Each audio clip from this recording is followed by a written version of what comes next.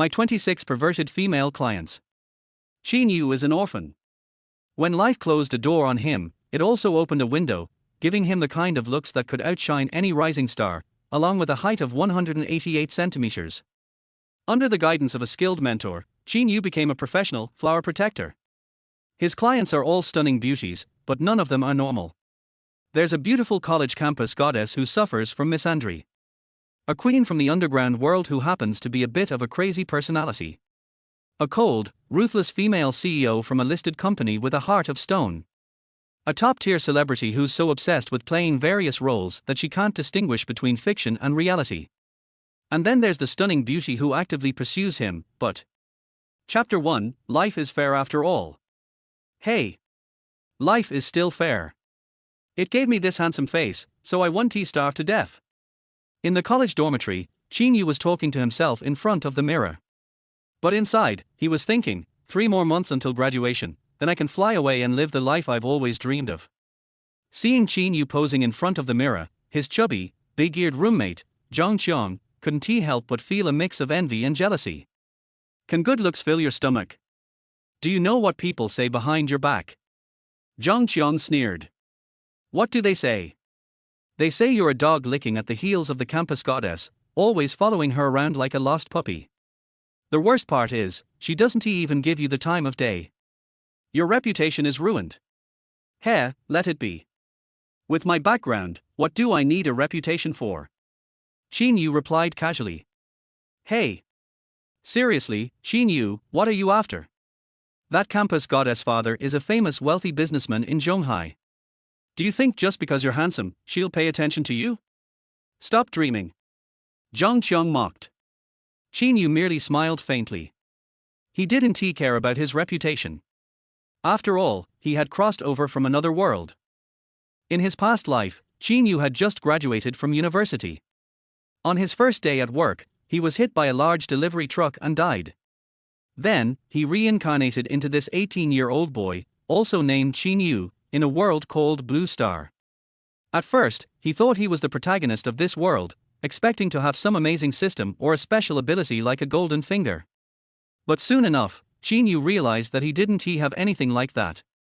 And after merging with the memories of this body, Qin Yu was even more devastated. This new Qin Yu was an orphan who had lived a miserable life from the start. After getting into Zhonghai University, he received terrible news. His childhood sweetheart, the one he promised to marry when they grew up, had committed suicide by jumping off a building at her adopted home. Crushed by this, the former Qin Yu had considered ending his own life, which ultimately led to this reincarnation. After merging with his past memories, Qin Yu felt that his previous self had been overly sentimental and didn't cherish his life enough. Still, he was grateful to his former self because that's how he got the chance to be reborn. He decided to live his second life well, but reality quickly slapped him in the face. Qin Yu realized he couldn't even afford his tuition. He initially thought he had turned into a useless person, but then, when he looked at himself in the mirror, he realized that life was fair after all. He had been blessed with a face that could outshine any popular idol and a height of 188 centimeters. If he wanted to, he could probably debut in the entertainment industry right now. Since fate had allowed him to be reborn, Qin Yu decided to live off his face. With the guidance of a mentor, he decided to put himself out there and make a living. Qin Yu had to choose between getting a girlfriend or getting money, so he chose the money made by getting a girlfriend. The campus goddess Zhang Ningji, the one Zhang Qiang was talking about, was actually one of Qin Yu's clients. Her mother secretly paid him 30,000 yuan a month to act as a puppy for her daughter, making sure no other men could get close to her. It had been more than 3 years of this, and Zhang Ningji was already fed up with it, constantly slapping or scolding Qin Yu, treating him like a servant. But Qin Yu didn't mind after all. 30,000 yuan a month was nothing to complain about. Qin Yu quickly changed into his clothes, fixed his hair into a perfect style, and prepared to celebrate Zhang Ningji's birthday. First, he stopped by the flower shop at the school gate and bought a discounted bouquet of roses. Then, he stood outside the girls' dormitory and waited. Passing girls couldn't help but look at him with admiration. Wow, it's Qin Yu. He's here waiting for our campus goddess again. If he were chasing me, I'd agree to marry him right away. Hey, you? Go look in the mirror and see if you can even compare to our goddess Zhongningji's pinky finger. HMPH, what's wrong with a little fantasy? You're hiding photos of Qin Yu too, don't think I don't know. You take them out at night for your own little pleasure. Qin Yu didn't pay any attention to the chattering girls around him. He simply waited patiently. There were, however, many girls who looked down on him. He was clearly a handsome guy, yet he chose to be a puppy for Zhongningji. Inside the dormitory, Zhongningji was surrounded by her roommates. Her roommate, Luo Wenwen, was a cute girl with a baby face. She grabbed Zhongningji's arm and said excitedly, "Ningji, Qin Yu's already downstairs, holding a bouquet of roses. He's definitely here to celebrate your birthday. You're so lucky, having such a handsome guy chasing you." Zhongningji's expression remained cold, but there was a barely perceptible smile at the corner of her lips. HMPH, I've never agreed to his pursuit. He's just my dog, nothing more. Ningji, only you could turn down a guy like Qin Yu. Are you going to celebrate your birthday with him or not? Zhongningji rolled her eyes. I said I'm celebrating with you all. I've already booked a restaurant. Let us change and head out. The roommates quickly changed into pretty clothes. Once ready, the four girls walked out of the dorm. Sure enough, they saw Qin Yu standing at the entrance, smiling and holding a bouquet of roses. As Qin Yu saw Zhongningji walking out, he sized her up. She was, after all, one of the top 3 campus goddesses, a stunning beauty. Today, Zhongningji was wearing a simple white dress, looking like a noble princess. The hem of the dress gently swayed with the wind, perfectly complementing her graceful figure.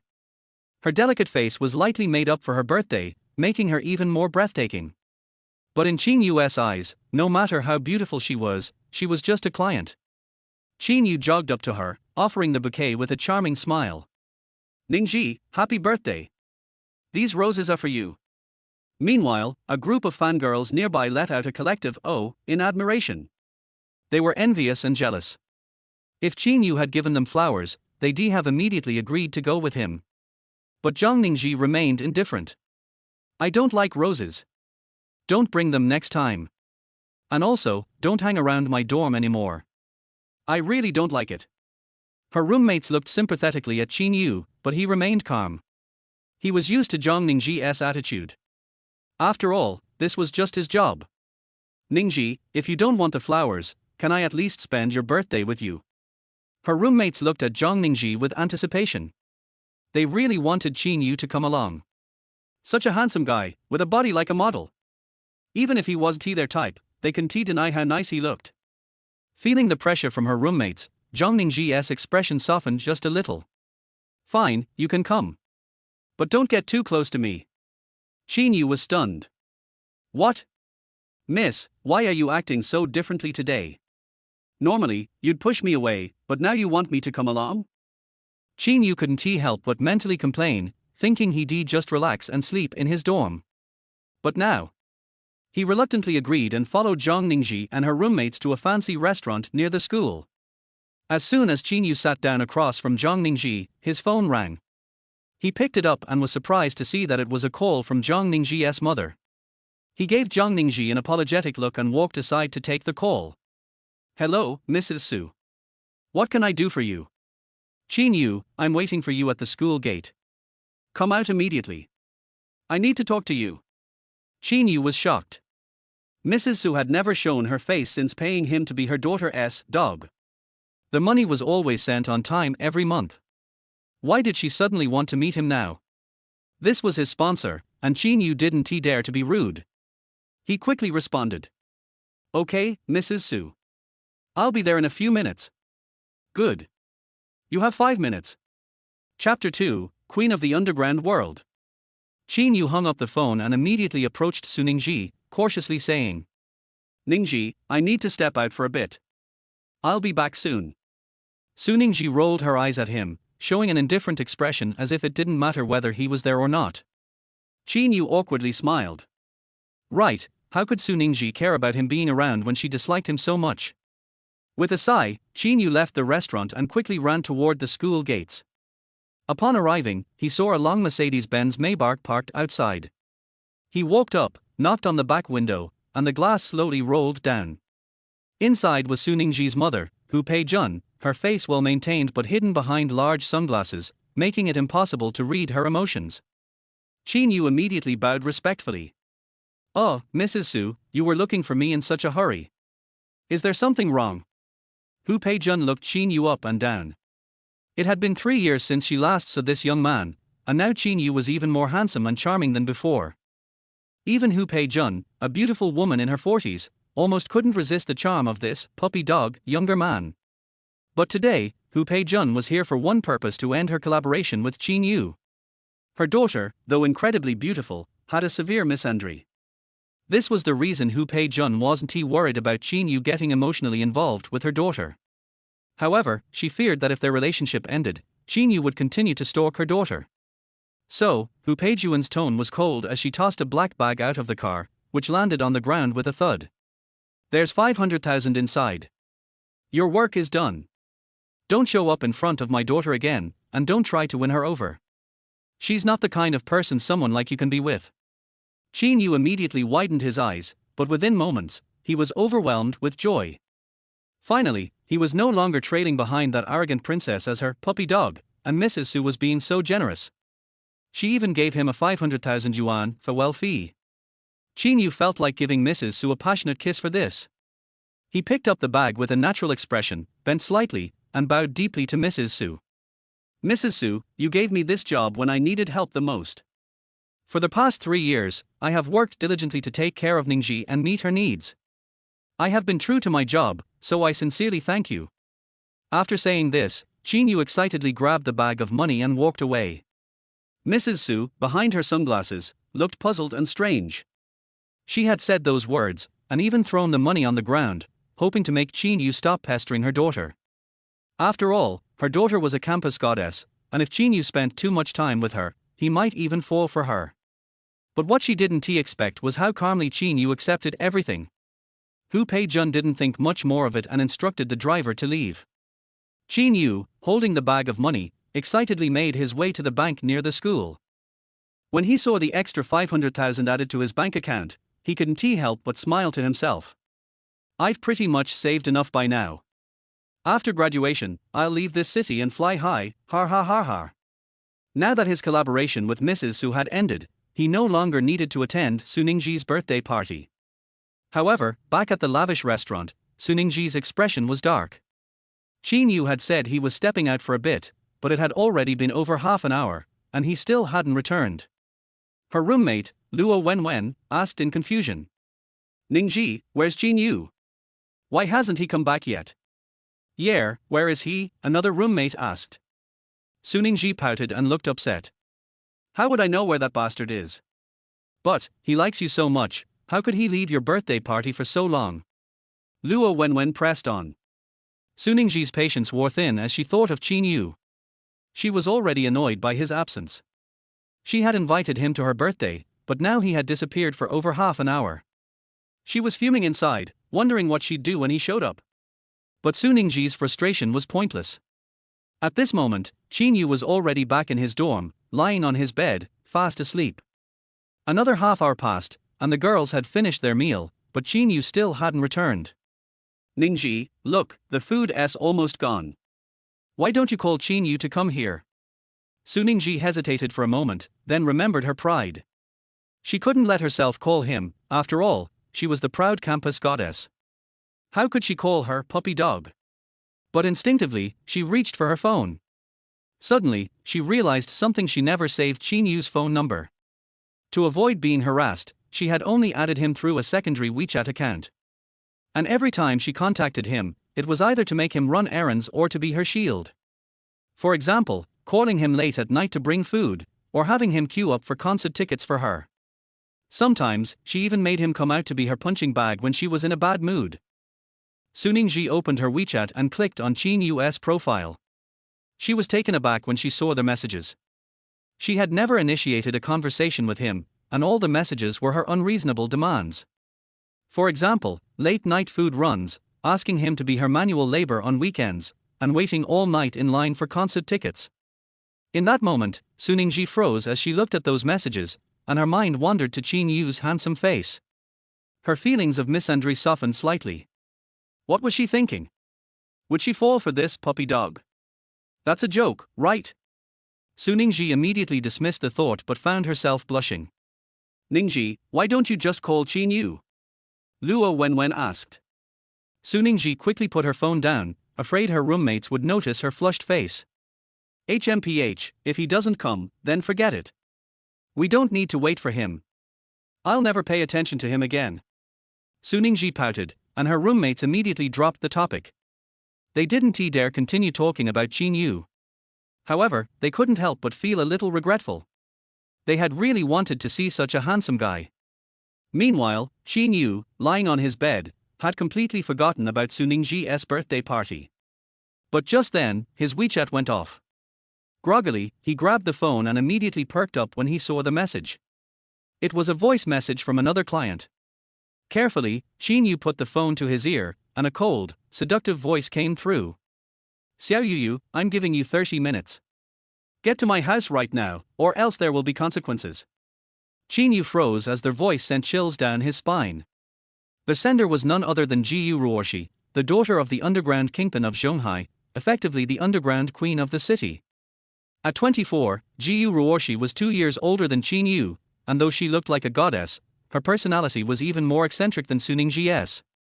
She had severe control and sadistic tendencies. When Qin Yu first started working for her, he regretted it, but the money was too good, and he had to adapt to her personality. But thinking back to that whip, cracking across his back, made him shiver. Typically, he would visit her every Saturday, but today was Friday. She must have been in a rush, and Qin Yu couldn't afford to keep a client waiting. Without hesitation, he jumped out of bed, dressed quickly, and rushed out of the dormitory.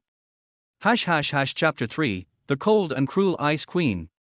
After rushing out of the dormitory, Qin Yu, with his long legs, sprinted across the campus. He knew that if he didn't make it within the 30-minute deadline set by Ji Yu Ruoshi, he could already imagine the ruthless torture he'd face. The girls around, who were swooning over him, watched as Qin Yu dashed across the campus like a sprinter. Over the years, to serve all types of female clients, Qin Yu had made sure to work out every day. His physical fitness and figure were impeccable. At the school sports meet, he took first place in everything from the 100 meters to the 5,000 meters.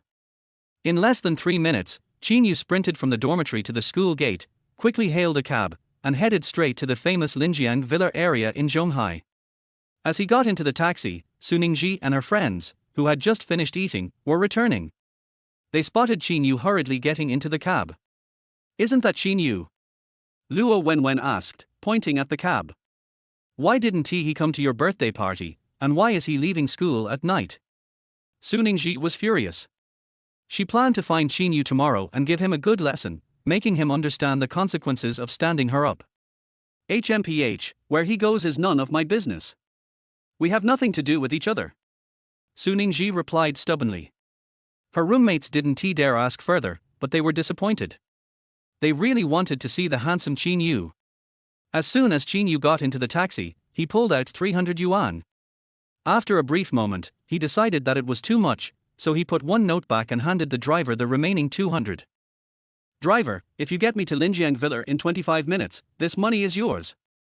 The driver smirked as he saw the money and said with a grin, You got it, kid. Watch me go today, I'm Zhonghai's Schumacher. The taxi screeched as it sped off, the sound of the engine roaring as the driver pushed the car to its limits. 20 minutes later, there was the screeching sound of tires skidding on the pavement in front of the Linjiang Villa. The driver eagerly grabbed the 200 yuan from Qin Yu. Little handsome guy, I didn't fail you. It only took 20 minutes, the driver said proudly. Qin Yu stepped out of the car, his body covered in cold sweat. He didn't want to experience the driver's wild driving a second time. Thinking about the cold, cruel, and sadistic woman waiting for him inside made him shiver, but he still pushed forward, entering the villa. The security at the villa gate recognized him. Everyone knew that this handsome guy was the boyfriend of the icy beauty inside. Qin Yu reached the front door of the large, private villa. He checked his phone. It had been only 27 minutes, and he let out a sigh of relief. He adjusted his breathing and straightened his clothes before stepping up to the door and pressing the doorbell. Not long after, the door opened. There stood the seductive and enchanting figure of Ji Yu Ruoshi, her eyes filled with a mysterious and dangerous allure. She had a head of wine-red waves. On the surface, she seemed like the perfect goddess in the hearts of many men, but to Qin Yu, she was just a crazy woman. HMPH, I didn't expect you to actually make it in 30 minutes. I'll spare you this time. Come on in. Gu Ruorshi said coldly, her tone capable of freezing anyone who heard it. Qin Yu cautiously took off his shoes and slipped on the special slippers provided for him before stepping inside. Gu Ruorshi, holding a glass of red wine, was reclining on the luxurious sofa. She wore a white lace nightgown, held together by just a waist belt. The deep V-cut exposed her nearly endless cleavage. The slit in the skirt revealed her long, seductive legs. Qin Yu sat carefully next to Gu Ruorshi, stretching out a hand to massage her thigh. His tone was soft as he spoke. Ruorshi, I recently learned a new massage technique that can help relieve stress. Would you like to try it? Qin Yu had been serving this sadistic woman for a while, mainly massaging her, cooking for her, drinking with her, and chatting. And of course, he was tortured afterward. The tools for that were clearly visible on the wall, most notably, the various whips, each of which had left marks on his body. But Qin Yu didn't mind after all, she paid very generously.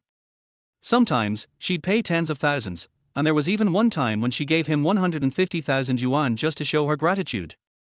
He knew that once he had enough money, he would leave this city and never look back. As an orphan, his appearance and physique were his tools to make a living. For him, money was everything, and he didn't care how it came. He didn't think it was shameful. He was simply making money with his own abilities. To serve these wealthy women, Qin Yu had learned many skills, from cooking and electrical work to international trade and finance management. Mastering these skills allowed him to better serve these wealthy women who were well connected. As he massaged Gu Ruorshi's legs, his gaze was clear, and he didn't have any inappropriate thoughts about her perfect body. This was one of the reasons why Gu Ruorshi trusted him. He was handsome, and having a man like him serve her gave her a sense of accomplishment. If she could whip such a man, it gave her an even deeper sense of satisfaction. The chapter isn't over. Please turn to the next page to continue reading. Xiaoyu, do you know why I was in such a hurry to call you over today? Gu Ruorshi asked, her voice cool. Qin Yu had been wanting to ask but held back. She was his client, and she must have her reasons. If she was willing to tell him, she would. If not, asking could make her angry and possibly lead to more whippings. Well, Ruorshi, I'm here to serve you, and whatever you want, I'm happy to do it, Qin Yu replied politely. Xiaoyu, you're still so sweet.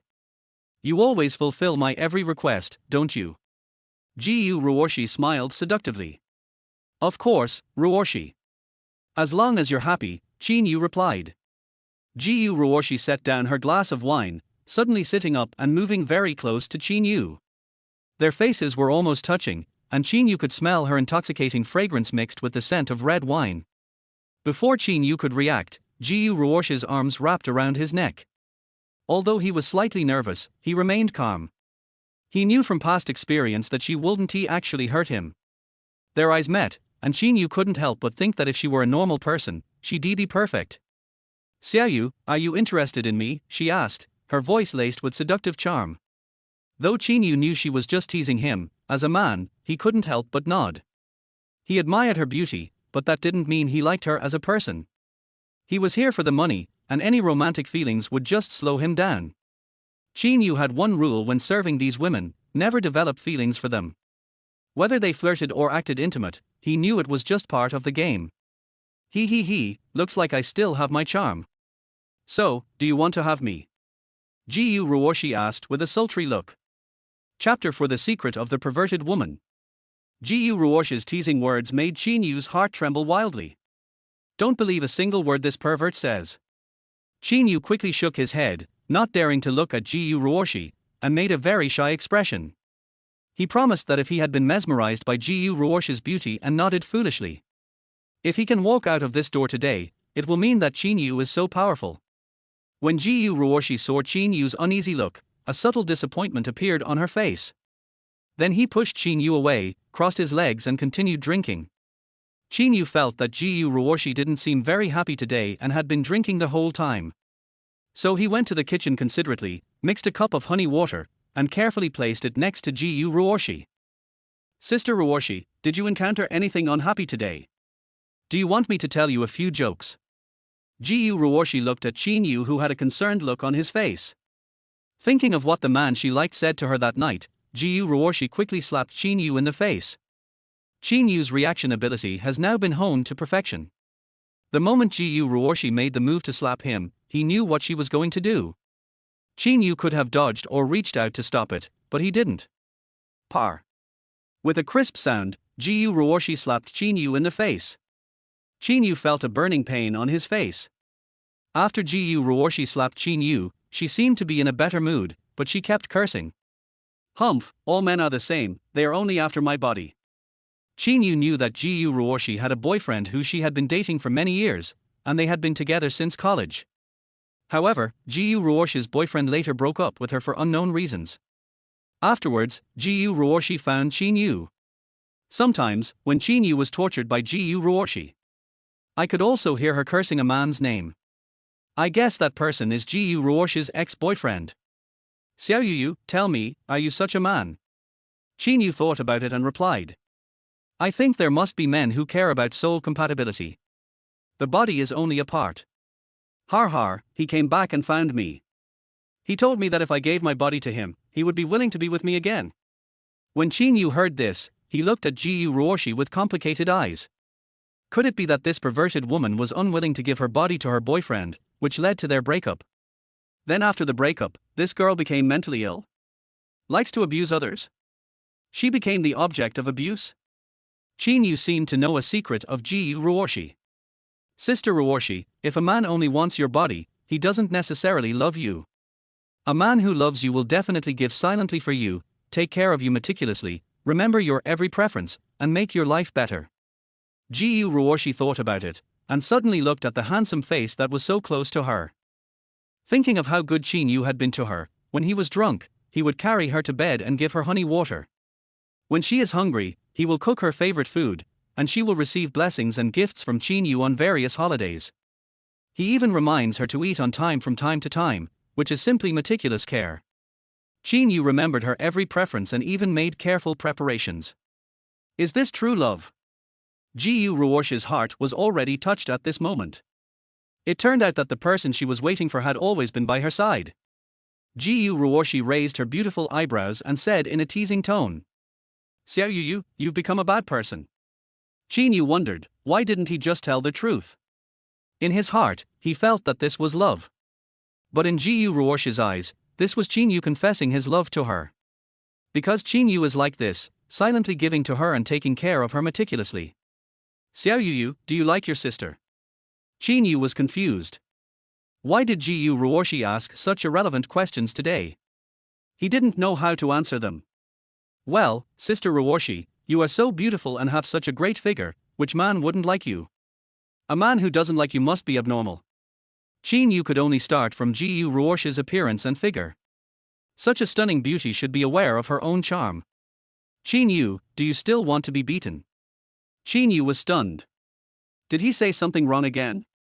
He is a battle-hardened love warrior. In the past, many clients wanted to have a real relationship with him after seeing his good looks. But Qin Yu has always walked through a field of flowers without getting a single leaf on him. Making money is the kingly thing, what is the point of talking about feelings? Even dogs don't want to talk about that. Sister Ruoshi, I don't want to be beaten. You are tired today. Why don't you rest early? I will stay by your side and won't leave. Ji-yu Ruoshi narrowed her eyes and looked at Qin Yu. This man had a perfect appearance and figure. This man is so charming that she sometimes feels dazed and afraid that she will lose control and push him down. Okay, I'm drunk, just carry me to bed. Qin Yu was secretly delighted that this female hooligan didn't torture him today and went to sleep so obediently. He really made a fortune. Qin Yu hurried forward, gave Ji-yu Ruoshi a gentle princess hug, and walked towards her bedroom. He put Ji-yu Ruoshi on the big bed in the bedroom and covered her with a blanket. Then Qin Yu squatted beside the bed, just guarding this top-notch female hooligan who seemed strong and fierce, but sometimes vulnerable. Every time Ji-yu Ruoshi asked him to stay overnight, he would lie beside Ji-yu Ruoshi's bed all night. The carpet beside the bed has almost become Qin Yu's bed here. My dear, there is more to this chapter. Please click on the next page to continue reading. It's even more exciting later. I don't know what's wrong with this female hooligan. Sometimes he was asked to tell stories, so Qin Yu bought a lot of books for this purpose. He could tell stories from ancient and modern times, from China and abroad, about famous people, and all kinds of curious content, all in a different way all night long. Sister Ruoshi, let me tell you a story. I've read a few books recently and they're really interesting. Jiyu Ruoshi rested her head on her hands and lay on her side on the bed obediently. He stared straight at Qin Yu, with a hint of tenderness in his eyes. Qin Yu sat next to him, looking at this pretty face that was tempting to commit a crime, and he had already developed immunity in his heart. Xiao Yu, please sing a song for me. Jiyu Ruoshi's tone was unusually gentle. Qin Yu is proficient in all 18 martial arts. Singing is naturally not a problem for him, mainly because he has a client with a special identity. She is a famous star in the fields of film, television and music in China, and a top actress Lin Shishue, who is known as the National Little Queen. That girl likes cosplay, so he must have a lot of skills in the entertainment industry to serve her well. Singing is naturally one of the necessary skills. Qin Yu chose a more lyrical song in his mind, Wandering Lover. You are the one I love the most. But you don't know. I am wandering, while you are in his gentle place. One day, you will see my true heart. But that day I wished I could have come earlier. Jiyu Ruoshi listened to Qin Yu's magnetic voice and the meaningful lyrics, and she fell into reverie. Could it be that Qin Yu has liked me for a long time? But I kept beating and scolding her, and even slapped her. He must be in a lot of pain. I treated him like that, but he still loves me so much. I am such a bad person. I must be nicer to him in the future and not hurt his feelings. Qin Yu finished his soulful performance of the song. He turned around and saw Jiyu Ruoshi, who was looking at him with eyes he had never seen before. There seemed to be a lot of emotions in this look. There is sympathy, self-blame, liking, appreciation, and even a hint of possession. Oh, Sister Ruoshi, do you like this song? I can continue singing for you. I know a lot of songs. Qin Yu said gently. He now wanted to try his best to please this female hooligan, so that she wouldn't forget that she hadn't beaten him today. If Qin Yu knew what Jiyu Ruoshi was thinking right now, he would definitely be scared to death. This female hooligan was actually aroused. Chapter 5, Only Talking About Money, Not Feelings. Hypnotized by Qin Yu's affectionate songs, Jiyu Ruoshi finally fell asleep. Qin Yu looked at Jiyu Ruoshi, who was sleeping soundly on the bed, and sighed. How could such a beautiful girl be a pervert?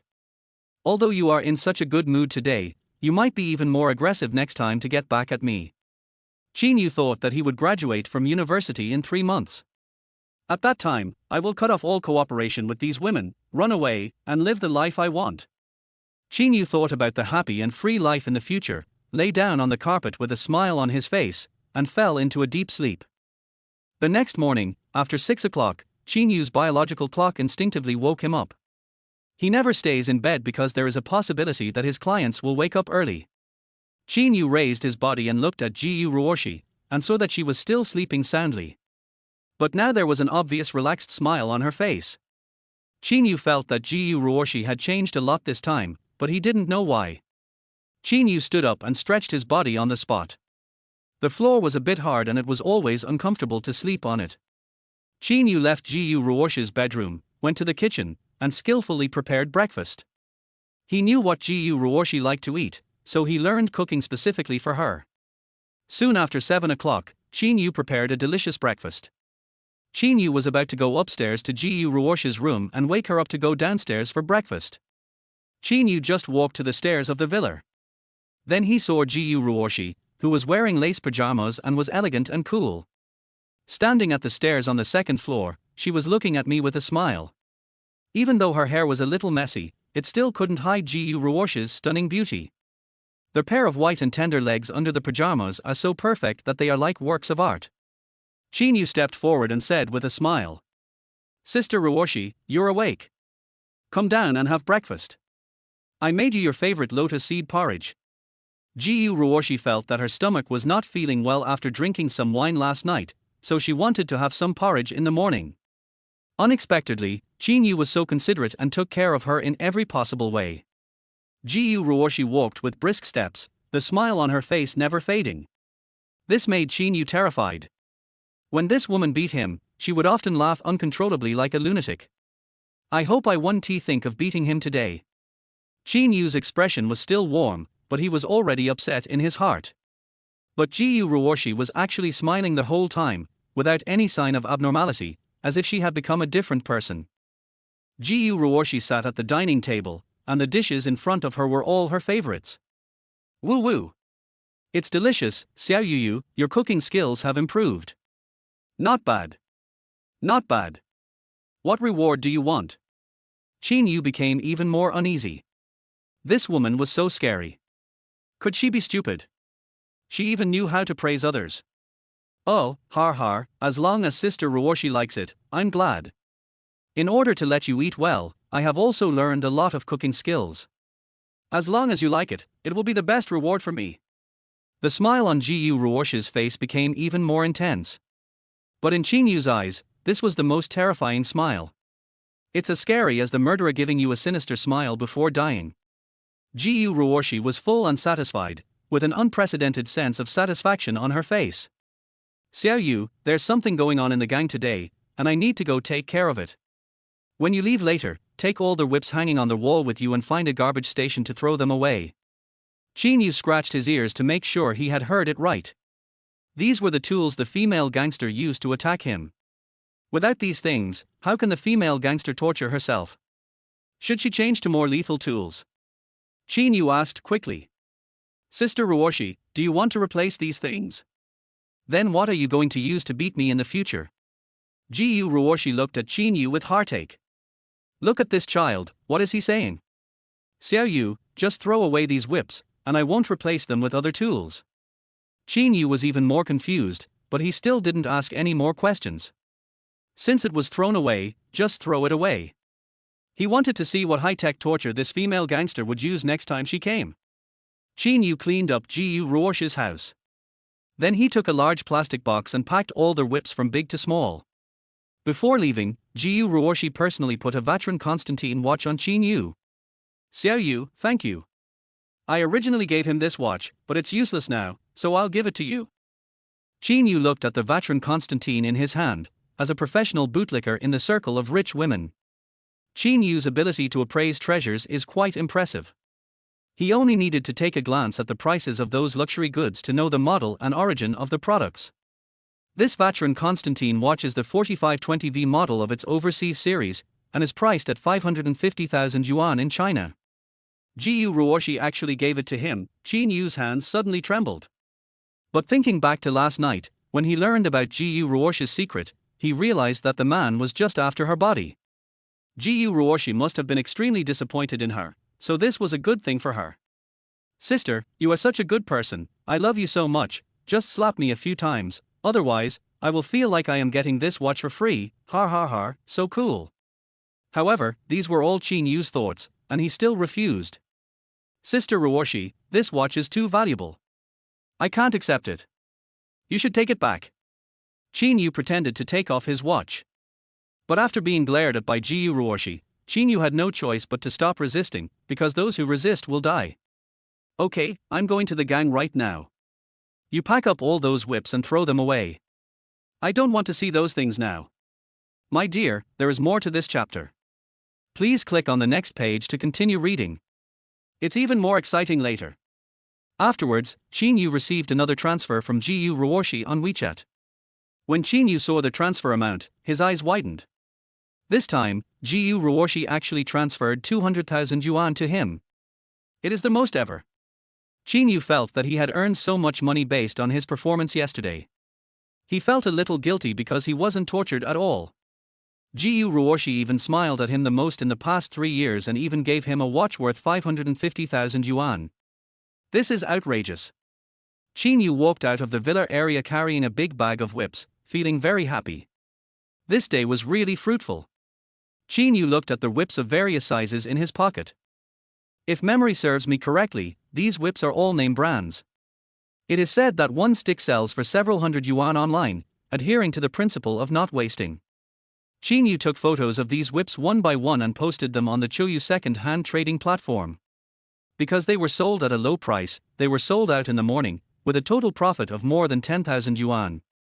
If Qin Yu knew that Ji Yu Ruoshi spent hundreds of thousands of dollars to buy these whips, he would probably vomit blood. After sending the whips to customers one by one, Qin Yu came to a pawn shop. When the boss saw Qin Yu coming in, he immediately came out with a smile to greet him. This is a big customer of their store. Every month, Qin Yu comes here to sell some luxury goods, such as men's bags, clothes and pants, shoes, wallets and so on.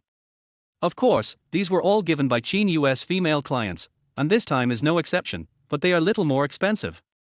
The pawnshop owner was a middle-aged fat man. He enthusiastically led Qin Yu into their house. Hey, handsome Qin, what good stuff do you have this time? Chapter 6, Pulled into the Woods by the School Beauty. Qin Yu raised his hand and said with a smile. Har har har, Lao Ju, this is a big deal, you better watch it. When Lao Ju saw the watch on Qin Yu's wrist, his eyes widened immediately. His mouth was trembling as he said. Damn. Xiao Qin, you're rich. Which rich woman gave it to you this time? You didn't give away your virginity, did you? Qin Yu gave Lao Ju a beating, and Lao Ju laughed with joy. Fat Ju, what are you talking about? I never talk about feelings with my clients, and I will never sell my body. You know that. Old Ju nodded quickly, then carefully took the watch from Qin Yu's hand. I took out a magnifying glass and looked at it for a while, then went to the Vatran Constantine official website to check the anti-counterfeiting engravings on the back of the watch. After confirming that it was an authentic product, Lao Ju couldn't put it down. This watch is his favorite. Hey, Lao Ju, please give me an estimate. I have something to do at noon. Lao Ju also said honestly. Xiao Yu, this Vatran Constantine Overseas 4520V has a domestic market price of about 550,000 yuan, and this watch is obviously brand new. I will give you a sincere price of 480,000 yuan. What do you think? If I didn't like this watch very much and planned to wear it for half a year, I wouldn't pay such a high price. Of course Qin Yu knew all about these prices. He went to other pawn shops and the most he could get was around 460,000 or 470,000 yuan. Lao Ju is willing to pay 480,000 yuan, it seems he really likes it. Okay, I'll give it to you. Just transfer the money to my card. I'm leaving now. Qin Yu didn't bother to waste time with Lao Ju and went straight to school. On their way back, I received a text message from the bank notifying me that 480,000 yuan had arrived in my account. Qin Yu almost jumped up with excitement. Just last night, he earned nearly 700,000. Sister Ruoshi. You are truly my benefactor. Qin Yu hummed a little tune and returned to school. As soon as he walked to the playground, he was blocked by a girl. Qin Yu looked at the pretty and tall figure in front of him and couldn't help but take a few more glances. Isn't he this Luo Jinru, the beauty from the finance department next door and one of the 3 most beautiful girls in Zhonghai University? Luo Jinru looked like she had dressed up carefully today. She was wearing a light blue long skirt, the hem of which swayed gently in the wind, full of youthfulness. Delicate facial features, a straight nose, and rosy lips that look very soft. Oh, campus beauty of Luo University, why are you stopping me? Qin Yu asked. Luo Jinru crossed her arms across her chest and said in a slightly arrogant tone. Hey, Qin Yu, I heard that you stood up Suningji yesterday, and she went crazy in the dormitory, saying that she would make you suffer today. Is it true? Qin Yu was speechless. This was the campus beauty of Luo University, in the middle of the day. Stop her just for gossip. Where did you hear that? Last night, Suningji was in a bad mood, and her roommates didn't dare to speak loudly. Coincidentally, one of her roommates was my high school classmate, so she told me that you stood her up. Qin Yu was puzzled about how Suningji saw him. Isn't it just like air? And Suningji has always hated herself. Shouldn't she be happy that she disappeared? Why would you be angry? It must be because of something else. Well, I think you misunderstood. Suningji's anger is not caused by me. Besides, I have nothing to do with her anymore, so don't ask me whether she is angry or not in the future. When Luo Jinru heard this, she was secretly delighted. The purpose of her coming to stop Qin Yu today was to find out whether he and Suningji had broken up. If we really break up, can I be with her? In the past 3 years, she and Suningji have been fighting openly and secretly, and neither of them is willing to give in. However, Suningji has a handsome man named Qin Yu who has been pursuing her. This makes Su Ningji more popular than her in school. Now that Qin Yu and Su Ningji are in conflict, it is a good opportunity for her to get promoted. And she really likes Qin Yu's appearance. Luo Jinru was a little hesitant and seemed to be hesitant to speak. Seeing this, Qin Yu prepared to bypass her and leave. Although this woman is very beautiful, her appearance and figure are not inferior to Su Ningji. But in front of Qin Yu, a professional bootlicker, it is not as attractive as a watch. Seeing Qin Yu was about to leave, Luo Jinru quickly took a step forward and stopped Qin Yu again. The two of them were entangled here, attracting the attention of the surrounding students. After all, both of them are very good looking in the school, so it's hard not to attract attention. I see more and more people gathering around to watch the fun. Luo Jinru plucked up her courage, took Qin Yu's arm, and walked towards the grove. Qin Yu was pulled away by Luo Jin's soft little hand, and was suddenly confused. "Hey, Luo University Campus Beauty, where are you taking me? What on earth are you going to do?" Luo Jinru turned around, glared at Qin Yu, and said seriously. "Shut up, I have something to tell you, come with me to the grove." Qin Yu wondered what a beautiful woman like Luo Jinru wanted to say to him, but she looked very serious. In addition, more and more people came to the playground to watch the fun. So Qin Yu could only be pulled into the grove by Luo Jinru like a puppet. After the two of them left together, a group of onlookers on the playground started talking about it. "Hey, did you see that? That was Luo Jinru, one of the 3 most beautiful girls in our school, and that guy was Su Ningji's top bootlicker Qin Yu. How did they get together? If Su Ningji knew about this, would she chop Qin Yu to pieces? After all, everyone in the school knows Su Ningji's temper." This chapter is not over yet, please click on the next page to continue reading. You don't know this, right? Su Ningji doesn't think highly of Qin Yu. Although Qin Yu is recognized as the most handsome boy in our school, tall and handsome, I heard that he is very poor and even has to borrow money to pay for his tuition. He is very stingy in his daily life. Qin Yu didn't know that the students on the playground were evaluating him in this way. However, the video of Luo Jinru pulling him away was filmed by a student and posted on the school forum. Arriving at the grove, Luo Jinru looked around and saw that there seemed to be no one there, so she breathed a sigh of relief. "Hey, Luo University Campus Beauty, you pulled me here, what do you want to say? Just say it."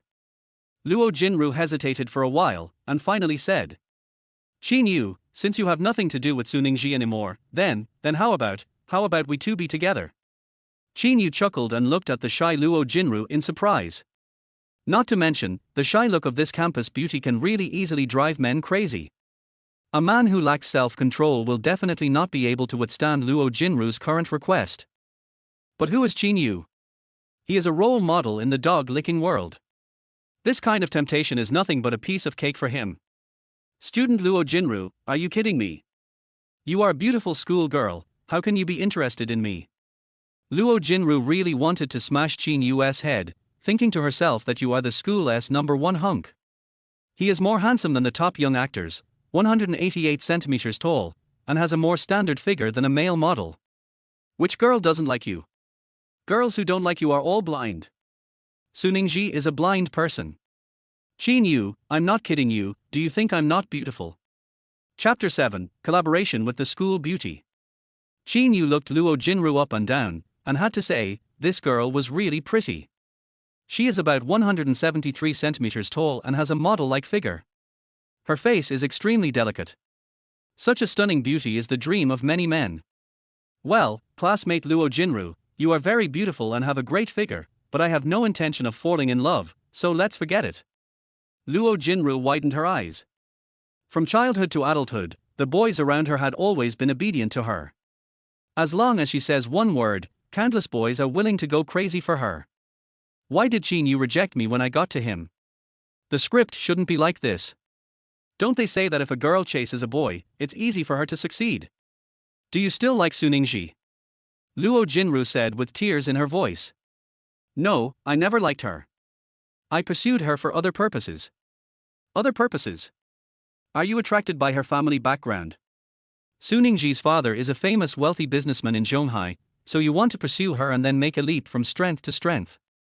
Qin Yu never thought about relying on marrying a rich woman to enjoy wealth and glory. He only wanted to achieve his goal through his own efforts. Serve these rich women well and earn the money you deserve. Finally, fly away and do whatever you want. I think you misunderstood. I'm not attracted by her family background. Anyway, I can't explain it to you. Luo Jinru felt that this was what Qin Yu meant. Everyone says that this guy's family is poor, so it's understandable that he finds a rich girlfriend. Qin Yu, if you want to find a rich girlfriend, I can do that too. My family is in Zhonghai, and it's no worse than the Su family. We own a chain of hotels all over the country. You should have heard of the Luo's Hotel, which is owned by my family. Their hotel is registered under my family name. Qin Yu's eyes widened. It turned out that the nationally famous 5-star hotel chain belonged to Luo Jinru. Wow, it turns out this is a truly wealthy family. Looking at Luo Jinru's temperament, it is obvious that she is from a wealthy family, there should be no doubt about it. Wow, you are the hidden rich woman in our school. You hide it really well. Now that you know my family background, are you willing to be my boyfriend? If this happened a year ago, Qin Yu might consider cooperating with Luo Jinru. I was just a bootlicker for her, which made Su Ningji so angry that she died. But there are still more than 3 months before graduation. He was ready to leave the city and didn't want to cause any more trouble. Sorry, I really can't agree to your request. As long as you stay with me, even if it's just for show, I'll give you 1 million a month. Qin Yu was about to leave, but heard this. He paused, his heart trembling wildly. 1 million a month. That's over 30,000 a day.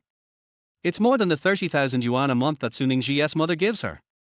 Qin Yu looked at Luo Jinru with a wry smile and cursed in his heart. Campus beauty of Luo University, why didn't you come to see me earlier? If you had given me this price earlier, would I have had to serve Miss Su for 3 years? Seeing that Qin Yu didn't say anything, Luo Jinru became anxious.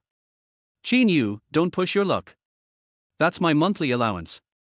If you don't agree, I will. Before Luo Jinru could finish her words, Qin Yu stepped forward and grabbed Luo Jinru's little hand. Her face was filled with affection, like a long-lost first love. Jinru, I think you are a really good girl, not only beautiful but also generous.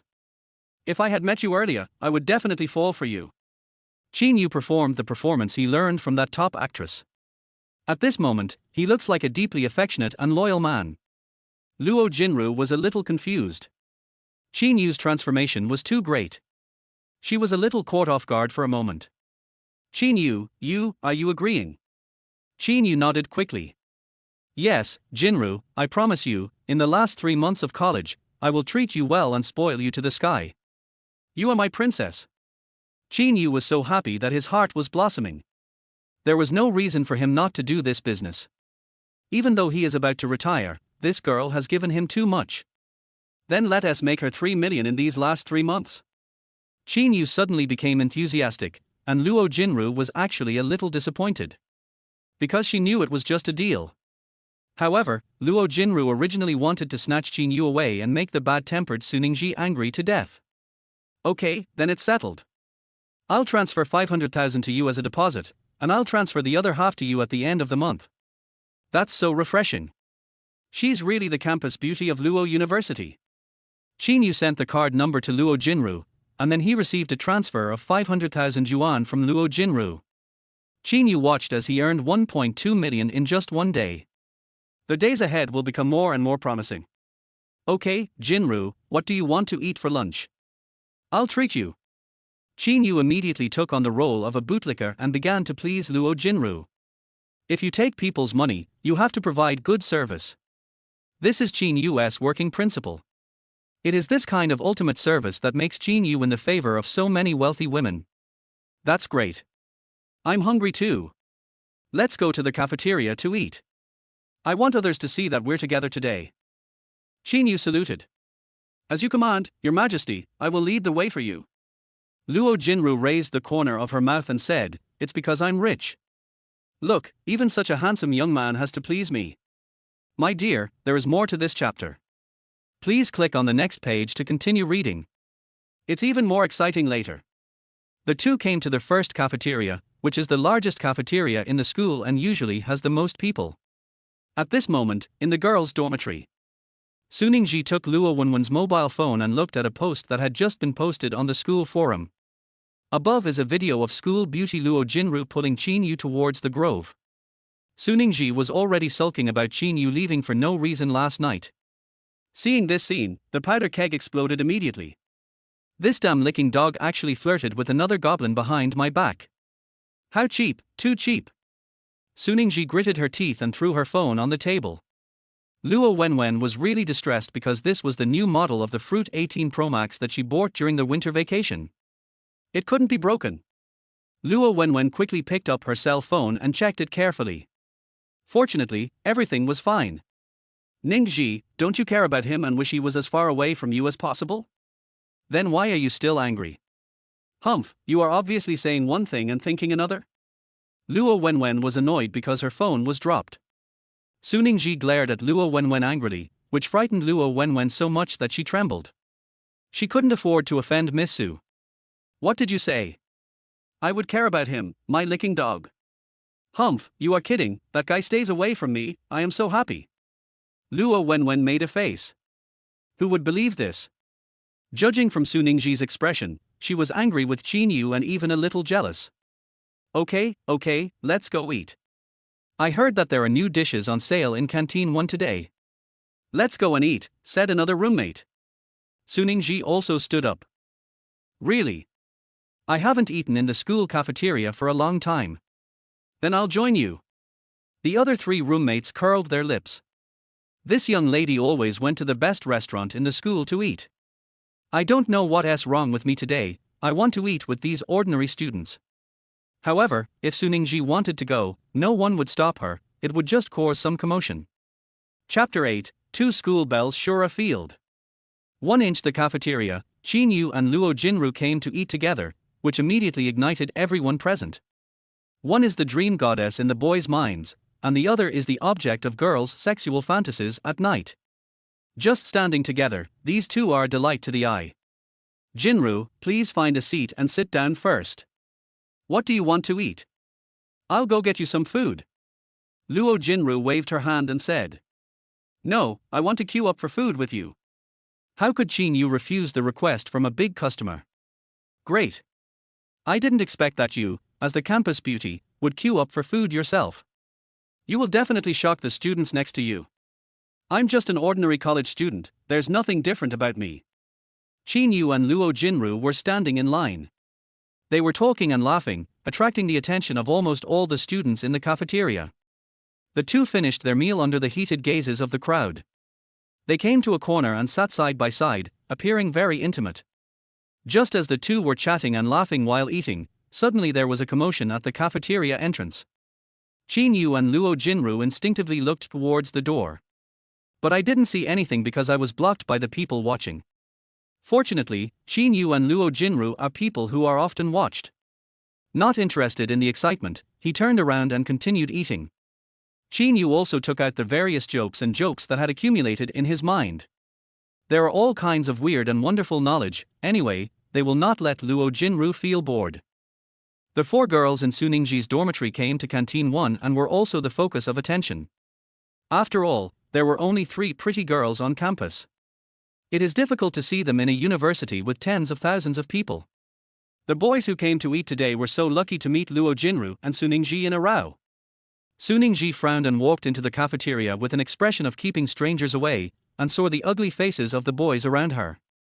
Her innate misogyny for men kicked in and she pinched her nose, as if these boys were smelly. Oh, I won't come to the public canteen next time. The men here are so disgusting. Suningji cursed at the same time, but when he said this, he was thinking about Qin Yu. Why is Qin Yu always clean and tidy wherever he goes? Although the clothes are not expensive, they always give people a fresh look. Moreover, there is always a faint scent of tea on Qin Yu's body. This is also one of the reasons why Suningji is willing for him to stay by her side and act like a lapdog. After thinking of Qin Yu, I looked at the boys around me. Suningji just felt that these people were like disgusting pigs, ugly and dirty. Just when Suningji was about to give up and go to their high-end restaurant of the nearby school to eat, she suddenly saw 2 figures. Suddenly, Suningji just stood there in a daze. Luo Wenwen and her 2 other roommates followed Suningji's gaze, and all 3 of them opened their mouths in surprise. Isn't that Qin Yu?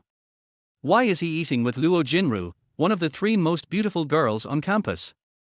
Thinking of the video posted on the forum at noon, could it be that Qin Yu is already together with Luo Jinru? Suningji stared at Qin Yu and Luo Jinru. The two of them were seen talking and laughing. Luo Jinru was often amused by Qin Yu and couldn't stop smiling. The two of them were like a real couple. Suningji's emotions were rapidly surging. When she saw Qin Yu showing such a confident and calm look in front of Luo Jinru, she felt a little sour. When Qin Yu was with her before, he was always very cautious and did everything a bootlicker should do. Now with Luo Jinru, Qin Yu is laughing and laughing along with Luo Jinru. The harmony between the two people makes it clear who is better. Luo Wenwen tugged at the corner of Suningji's clothes and said carefully, "Ningji, let's go to another cafeteria to eat. There are too many people here. You must be disgusted." Luo Wenwen wanted to give Suningji a way out. As a result, Suningji rolled up her sleeves and walked angrily towards Qin Yu and Luo Jinru. The students at the scene were all paying attention to Suningji at the door and Qin Yu and Luo Jinru in the corner.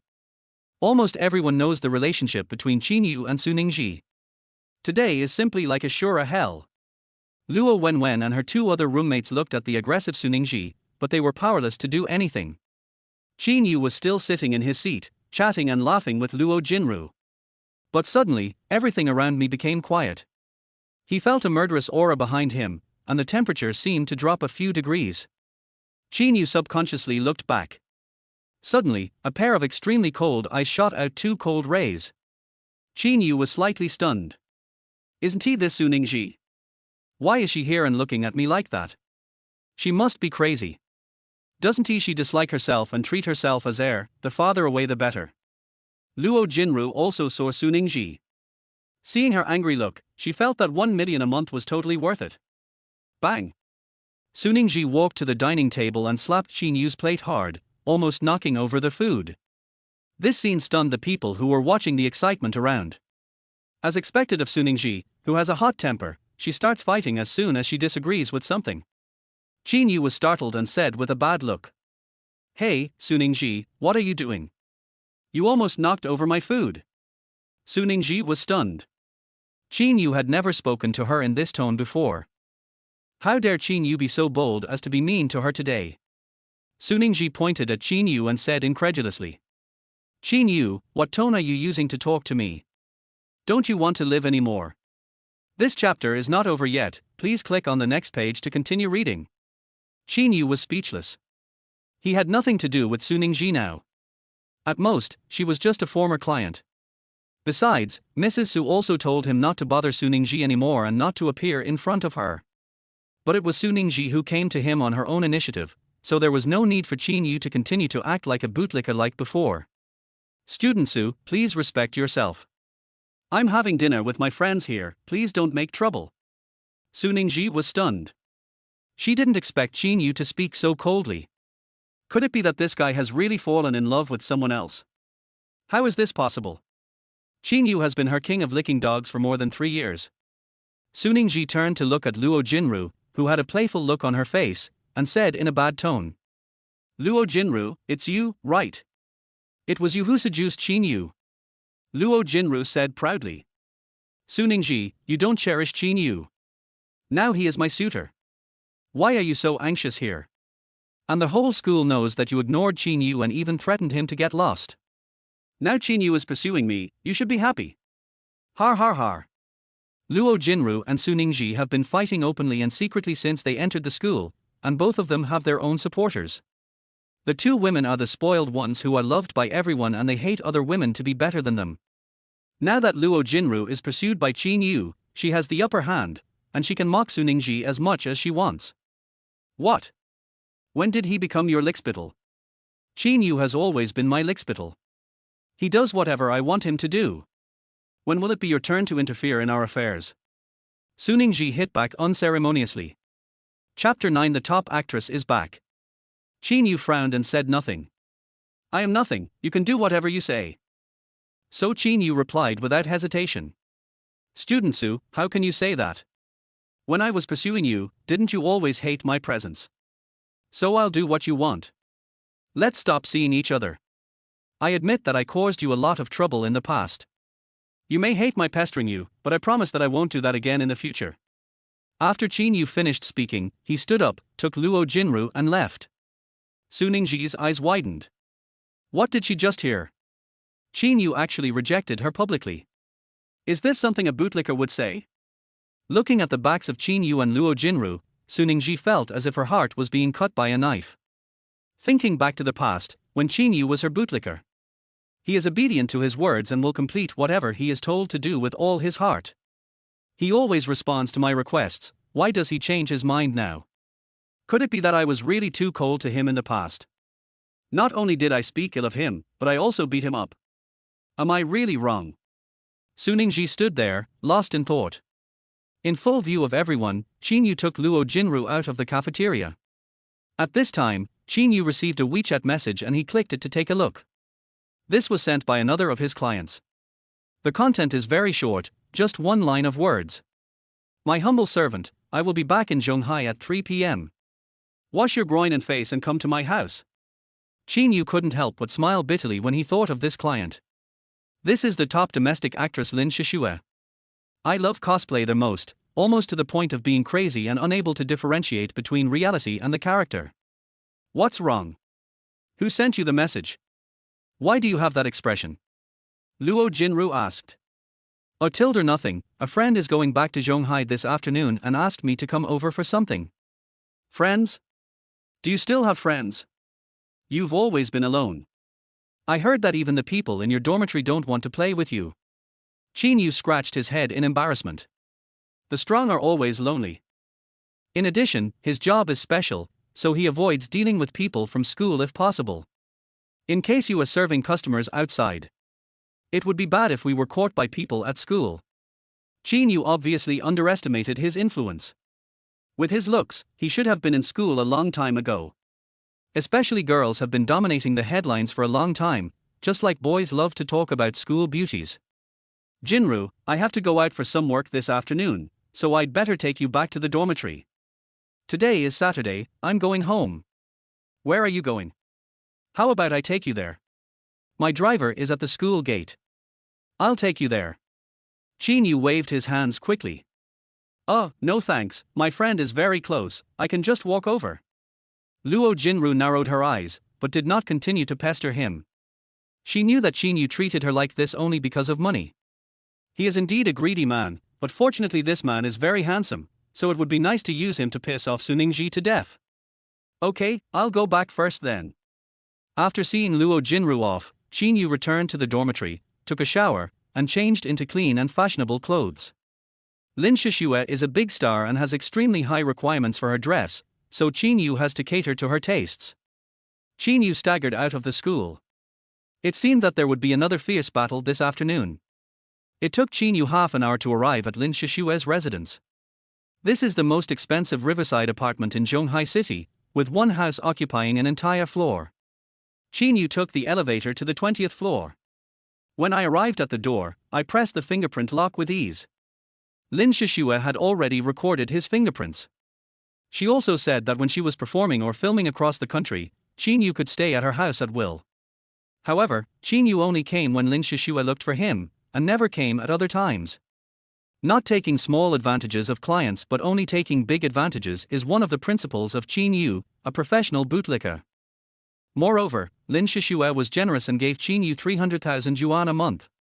And he only visits Qin Yu 2 or 3 times a month. The main reason is that being a celebrity is very busy and I don't have much time to be with Qin Yu. Entering the room, it is a split-level building. The 2 floors together cover more than 400 square meters. In Zhonghai, where every inch of land is valuable, this house costs more than 100 million yuan. Qin Yu entered the room and began to clean it. After I left last time, this female star didn't clean up her room at all. Half an hour later, a mechanical sound came from the door, probably someone came back. The door was opened, and it was indeed Lin Shishue, dragging a small suitcase and wearing a pair of huge sunglasses. She was wearing a bright red slit floral skirt, a type of skirt most people wouldn't dare to wear and wouldn't look good in. Only a big star like Lin Shishue, who has a perfect tall figure, can pull it off. Lin Shishue walked into their house. The proud figure is ready to be revealed, and their white jade legs under the slit can blind men's eyes. The red lips were still moving slightly, probably because she was chewing gum.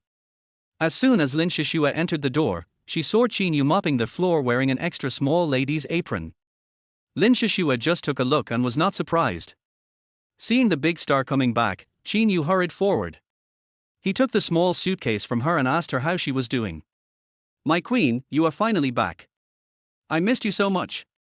Lin Shishua nodded with satisfaction and took off her sunglasses, revealing those charming eyes that can captivate the soul. Even Qin Yu didn't dare to look into these eyes for too long, for he was afraid of being numbed by the electric shock. This chapter is not finished yet. Please click on the next page to continue reading the exciting content. "Xiao Yue, have you missed me during this time when I was away?" Qin Yu quickly got into the role. "Your Highness, of course I miss you. These days when you were away, I felt like every day was a year. Every day I was looking forward to your early return. Without you, I could only miss you by looking at your things. You see, I set your photo as my screensaver and look at it every day, but I still miss you." Qin Yu took out his mobile phone. He had just set Lin Shishua's photo as the screensaver. Lin Shishua smiled and was quite satisfied with Qin Yu's move. Sitting on the sofa, Lin Shishua seemed to have changed into a different person, and suddenly shouted, "You are so bold. During the time when I was away, did you serve other concubines?" Qin Yu was inwardly MMP. This madman started to become moody again, but he already had a countermeasure. "Your Majesty, please understand. I stay in the palace every day, hoping that you can return to the palace as soon as possible. I have never had any disputes with other concubines." Lin Shishua didn't believe it and had a serious expression. "Xiao Yue, come here and let me see if there are any changes in you." Qin Yu got close to Lin Shishua and could smell the refreshing body fragrance on her. Looking closely at her snow-white skin that is as smooth as a baby's, Qin Yu couldn't help but swallow his saliva. As a professional player, he had extraordinary concentration and calmed down in a moment. Lin Shishua put her arms around Qin Yu's neck, but because Qin Yu was tall, it was difficult for Lin Shishua. So he pulled hard. Qin Yu lost his balance and fell headfirst into Lin Shishua's delicate body. "Ah!" a soft cry rang out. Qin Yu quickly held himself up and apologized. "My queen, I deserve to die. I deserve to die. Please punish me, my queen." Chapter 10. Your Majesty, please let me sleep with you tonight. Lin Shishua was just hit by Qin Yu's sudden elbow and was not seriously injured. But some people are still angry. "HMPH, damn slave, you dared to hurt me, I will punish you to work like a cow or a horse, squat down." Qin Yu had no choice but to squat on the sofa. Lin Shishua suddenly pounced on him and rode on his back. Lin Shishua is very thin, but she has everything she needs. She weighs only about 90 kilograms, which makes her very petite compared to Qin Yu. Carrying such a beauty on his back, Qin Yu felt no pressure at all. "My queen, I am about to take off, please hold on tight." Lin Shishua was really into the role, with her arms around Qin Yu's neck. It looked like Qin Yu was carrying Lin Shishua on his back. There is a 20 centimeters height difference between the two, and Lin Shishua looked smaller. Qin Yu felt Lin Shishua hugging him tightly from behind. He rushed down from the sofa in one step. Qin Yu bent over and made a sound like a horse. Then the buffalo roared again, running around upstairs, downstairs and in the huge living room. As if he was really a horse or a cow. This is Lin Shishua, the national goddess who makes men all over the country crazy. Now it is lying obediently on my back. A man who lacks self-control would probably have lost his temper by now. Lin Shishua on his back had an excited look on her face, and seemed to be very into the role, as if she was really galloping on a horse. "I rode the horse for more than half an hour." Qin Yu was not tired yet, his physical strength was at the athlete's level. But Lin Shishua on his back got tired first, and she started to sweat. "You tilder. I'm tired, let me down." Qin Yu quickly put Lin Shishua on the sofa and quickly poured her a glass of water. "My lady, please drink some water." Lin Shishua looked at Qin Yu with satisfaction, staring at his handsome face that made countless women want to commit a crime.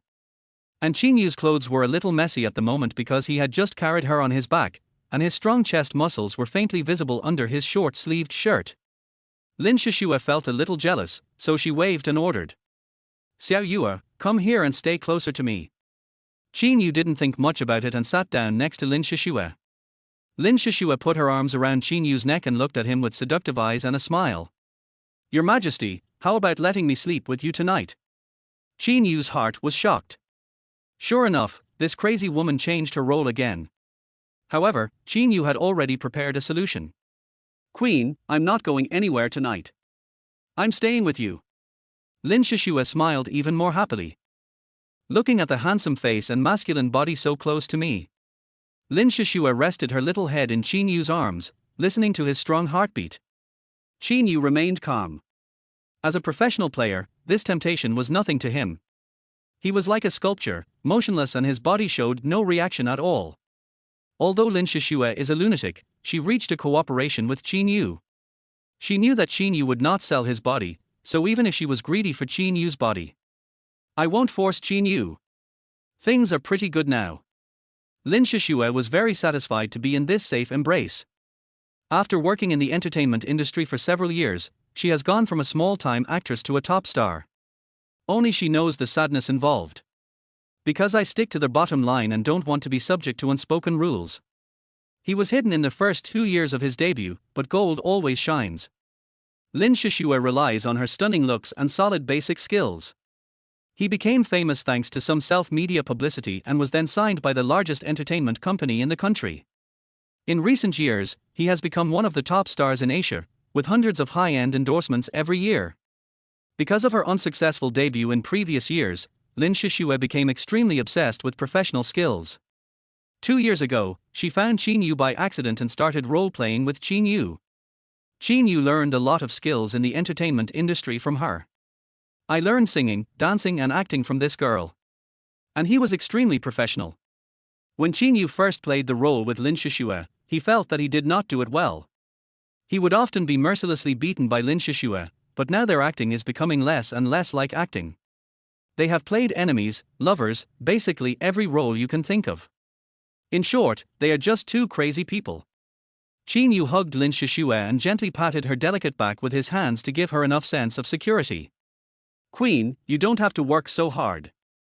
You should also pay attention to the balance between work and rest. Come back more often when you have nothing to do. I will make you something delicious. Qin Yu really cares about the girl. It's not easy to survive in the entertainment industry, especially for a top star like her. Every move is watched by the outside world. Saying the wrong thing or doing the wrong thing can lead to the collapse of the house. Your Majesty, you are so kind to me. Lin Shishua's beautiful face continued to burrow into Qin Yu's arms. Compared with previous clients, Qin Yu prefers to be with this girl. Because all you have to do is play the various roles well. Although sometimes, Lin Shishua makes the characters he plays a little perverted. But it's better than going to Gu Ruoshi to be whipped.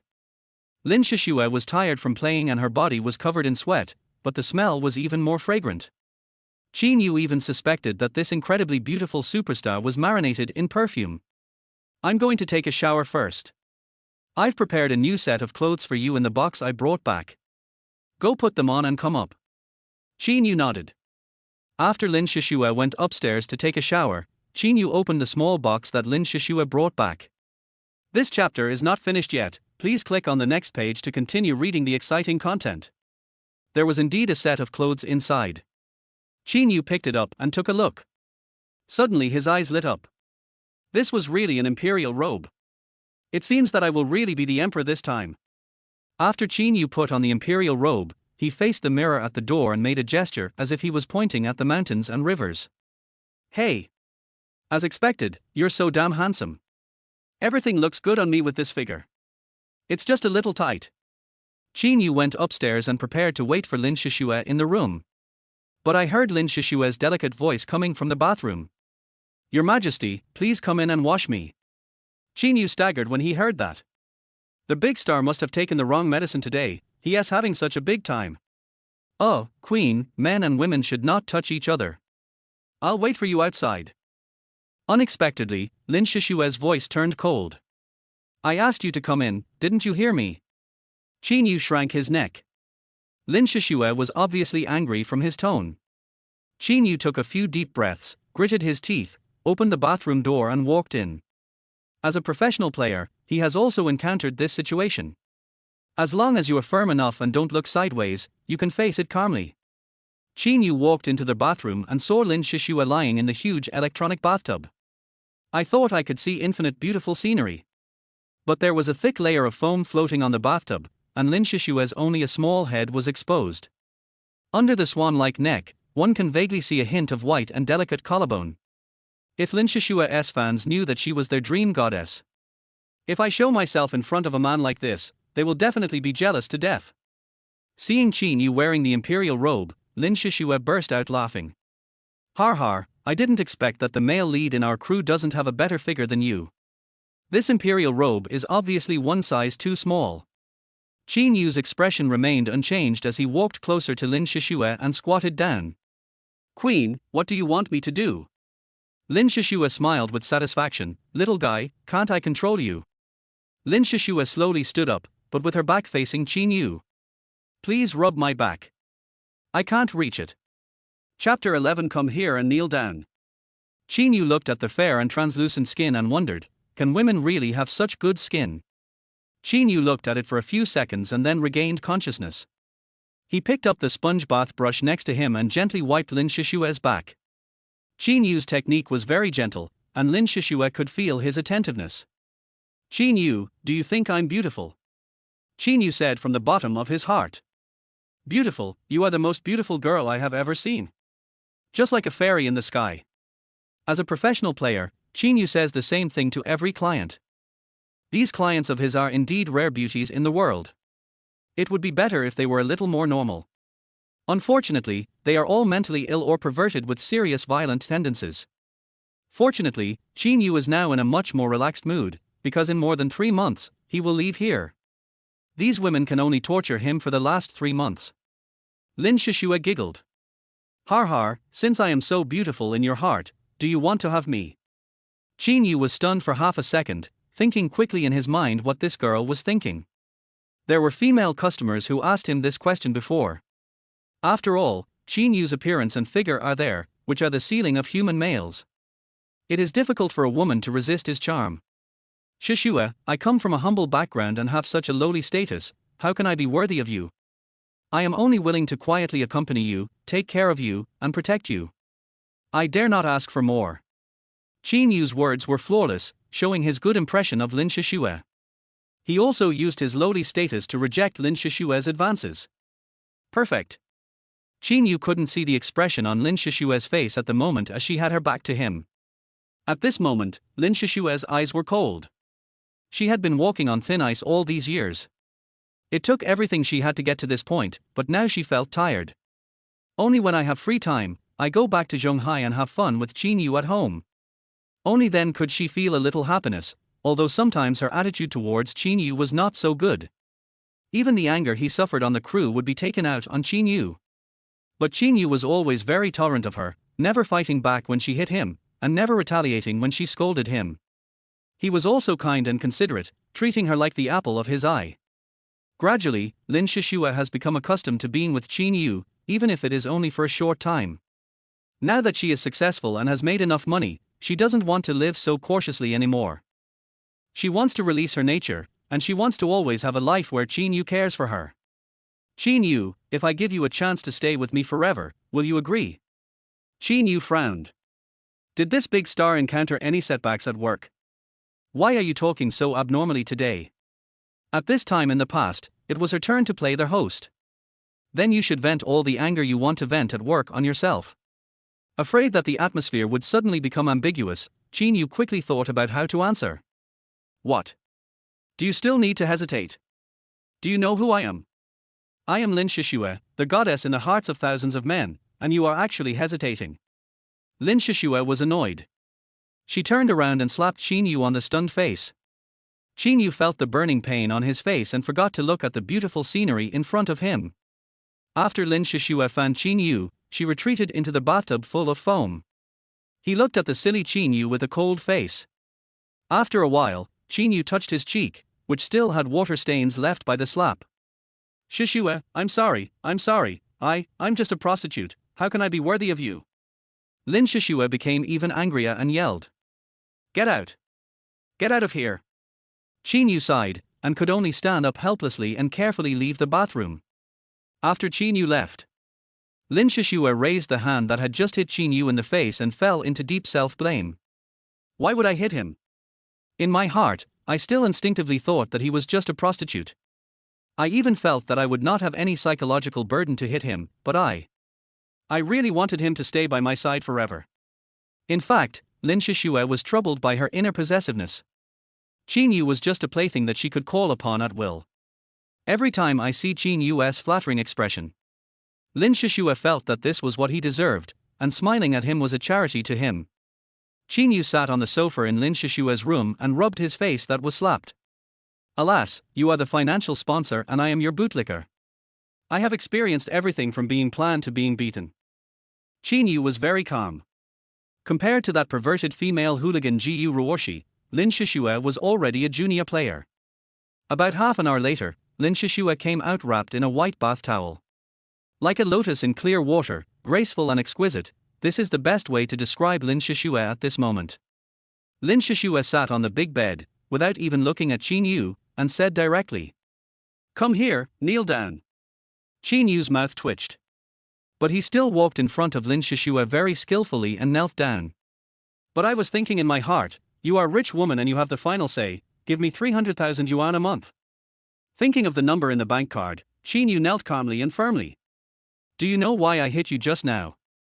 Of course Qin Yu knows, isn't it just a subtle rejection of you? "Shishua, I am willing to stay with you forever. As long as you don't leave me, I won't leave you." Qin Yu learned his lesson. He said nice things at first, but after a few months, he left. By then, who can do anything to him? Har har har har, making money is the kingly thing, feelings are not worth mentioning. Hearing that Qin Yu was willing to stay with her, Lin Shishua suddenly felt a little happy. She bent down, hugged Qin Yu's head, and held her in her arms. Lin Shishua, who had just finished taking a shower, smelled sweet. Leaning on her soft body, Qin Yu's calm face also showed a slight strangeness. "I'm a professional. I've practiced my composure by watching 108 Japanese action movies. I can't lose my composure, I can't lose my composure." But her arms feel so warm and fragrant. Qin Yu muttered to himself, but he also felt a little overwhelmed. "Qin Yu, does your face still hurt?" Lin Shishua let go of Qin Yu and touched Qin Yu's face with her soft little hands. "I said, sister, you just slapped me on the left cheek. Why are you touching my right cheek? You don't have to be so hypocritical." Qin Yu complained in his heart. "Will you be obedient next time? Then I won't hit you." Qin Yu nodded with emotion, having already complained 1,000 times in his heart. Okay, I'll listen to you. Whatever you say will be my final decision for these 3 months. You can even ask me to take care of your shit and pee, and wipe your butt." Qin Yu was cursing in his heart, but his eyes were looking at Lin Shishua affectionately. The expression is so sincere that all women who see it will think that the man loves them to death. "Okay, I'm going to sleep. You go wait outside the door and be ready for me to call you at any time." Chapter 12, You are the financial sponsor and have the final say, give me 300,000 a month. Qin Yu stood up and clapped his sleeves. He imitated the actions of Qing dynasty ministers leaving after receiving orders. "Yes. I will take my leave. May the queen be blessed with good health." Qin Yu faced Lin Shishua, bent over, and stepped back step by step. "He looks just like a slave." After walking out the door, Qin Yu skillfully moved a chair from the corridor and sat down. If Lin Shishua asked him to wait at the door, he would definitely wait at the door. This is Qin Yu's professional ethics as a professional bootlicker, and he must do his best to meet any needs of the customers. Make sure customers get his service at the first time. Even with such a high income, not everyone can do this job. Qin Yu could sleep while sitting on a bench and still hear what was happening outside at any time. Make sure to wake up at any time and provide immediate service to customers. Qin Yu sat upright in the chair with his eyes closed, and he sat there all night. At 6:30 in the morning, the cell phone in Qin Yu's pocket began to vibrate, and he slowly opened his eyes. He looked back at the door, then put the chair away and went downstairs to make breakfast. The ingredients were bought at the supermarket when he came yesterday, and the entire refrigerator was filled. To serve customers well, we must serve their stomachs well. Fortunately, Qin Yu's cooking skills are expert. It took Qin Yu more than an hour to prepare a breakfast that looked exquisite. Lin Shishua is a big star, and serving her requires refinement. Even food has to be like a work of art, which is in line with her identity and aesthetics. Looking at the table full of exquisite breakfast, Qin Yu showed a satisfied smile on his face and went upstairs. He gently pushed open the door and walked to the bed where Lin Shishue was still sleeping. He squatted down and looked at this perfect face. However, her pretty eyebrows were slightly furrowed, as if something in her dream made her uneasy. Qin Yu didn't wake Lin Shishue up. He just squatted quietly beside her, looking at her tenderly. Alas, these women are probably most beautiful when they are asleep. Qin Yu sighed in his heart, and his expression became softer. After waiting for another half an hour, Lin Shishue slowly opened her eyes. The first thing I saw was Qin Yu's sunny smile. "You're awake. I made your favorite breakfast for you. Come wash up and go downstairs to eat." Lin Shishue just felt that she was very happy. The moment you open your eyes, you can see a handsome face that no woman can refuse. Lin Shishue stretched her arms out from the quilt and pinched Qin Yu's handsome face with her fingers. "Qin Yu, you have a face that is truly a gift from God. If you come to our entertainment industry, I guarantee that you will become a top star. How about forming a rumored CP with my sister? Let's become famous together." Qin Yu doesn't want to live a life like Lin Shishue. "I carefully maintain my image every day, fearing that it might fall apart someday." "Sister Shishue, you are joking. How can I become a star? You are enough for me. I am only willing to take good care of you." Qin Yu's words were flawless, which made Lin Shishue feel comfortable listening to him, but he had already started cursing in his heart. "You being a star is enough to bother me, and you still want me to follow in your footsteps. You're dreaming. Har har, okay, then you will always take care of me and you are not allowed to leave." Qin Yu nodded repeatedly. "You are the financial sponsor and you have the final say. Give me 300,000 yuan a month. Let me wipe your butt and I won't complain." Lin Shishue put on her pajamas and went to the restaurant downstairs. I saw more than a dozen plates of breakfast on the table. There are snacks rolled into specific shapes, and eggs arranged into the shape of a heart. There are also fruits carved into bears, rabbits, and pigs. Lin Shishue was very satisfied and took out her cell phone. "Take photos of these delicious breakfasts and post them on Weibo." Many of Lin Shishue's previous Weibo posts were photos taken at home. For example, some exquisite breakfast and lunch. Some handicrafts made by Qin Yu himself, small pendants, etc. Lin Shishue would take pictures and post them on Weibo. If it were Lin Shishue's fanatical fans. I wonder how you feel when you know that these things come from such a handsome guy. After taking the photos and posting on Weibo, Lin Shishue put down her phone and looked at Qin Yu with appreciation. "Qin Yu, how come you are so capable? Who did you learn these skills from?" As a professional player, Qin Yu must learn various skills. Only when you become strong can you serve all types of customers with ease. "Shishue, I learned all these just for you. Do you like them?" Of course Lin Shishue liked it. Qin Yu specifically asked her why she had learned so much, and she was very touched. "I really don't know what my life will be like without you. I'm always here, you can call me at any time. Har har, you give me so much money, I must be there whenever you call." After Lin Shishue finished breakfast, her belly was bloated. She definitely couldn't eat so much when she was filming or performing on the set. After Lin Shishue finished eating, it was Qin Yu's turn. Some snacks, eggs and sandwiches that were not finished belonged to Qin Yu. Qin Yu even stuffed the fruit snack that Lin Shishue had taken a bite of into his mouth without any hesitation. Anyway, he wouldn't care if such a goddess took a bite. Filling his stomach was the most important thing. Looking at Qin Yu eating the leftover breakfast, Lin Shishue walked up and touched Qin Yu's head. "Is it tasty?" "Oh, delicious, everything I make is delicious." This chapter is not over yet, please click on the next page to continue reading.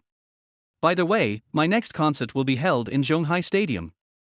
This is a VIP ticket for the front row. Come and watch my performance. Lin Shishue handed a ticket to Qin Yu. Qin Yu swallowed the sandwich in his mouth, picked up the ticket and saw that it was next weekend. "Shishue, thank you, this is actually the best spot." "Of course. No matter who you are, I will definitely give you the best." Qin Yu rolled his eyes. The demand for Lin Shishue's concert tickets is definitely in short supply, and scalpers are selling them for tens of thousands of yuan each. So Qin Yu made up his mind. "Shishue, actually I have a few roommates who like you very much too. They also want to see your concert, but the tickets are hard to get.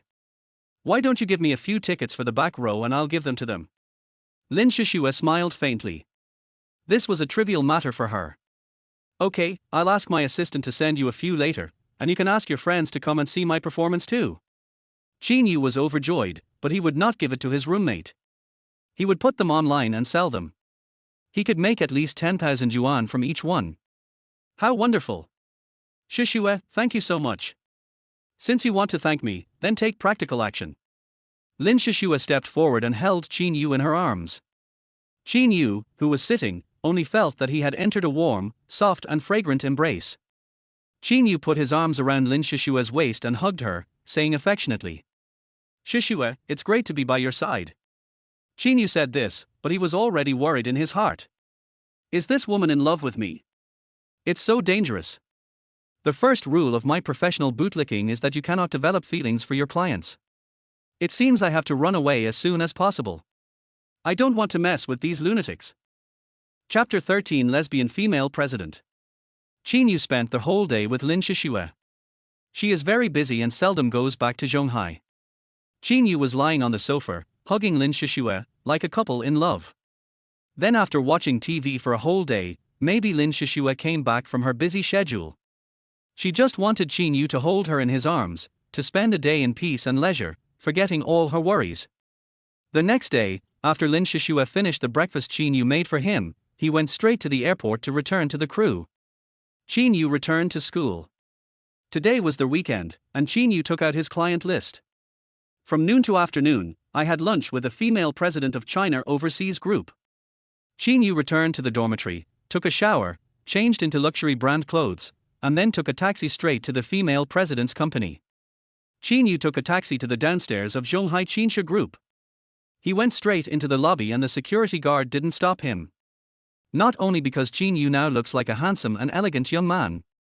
The security guards already knew him and came here almost every weekend to meet their female president.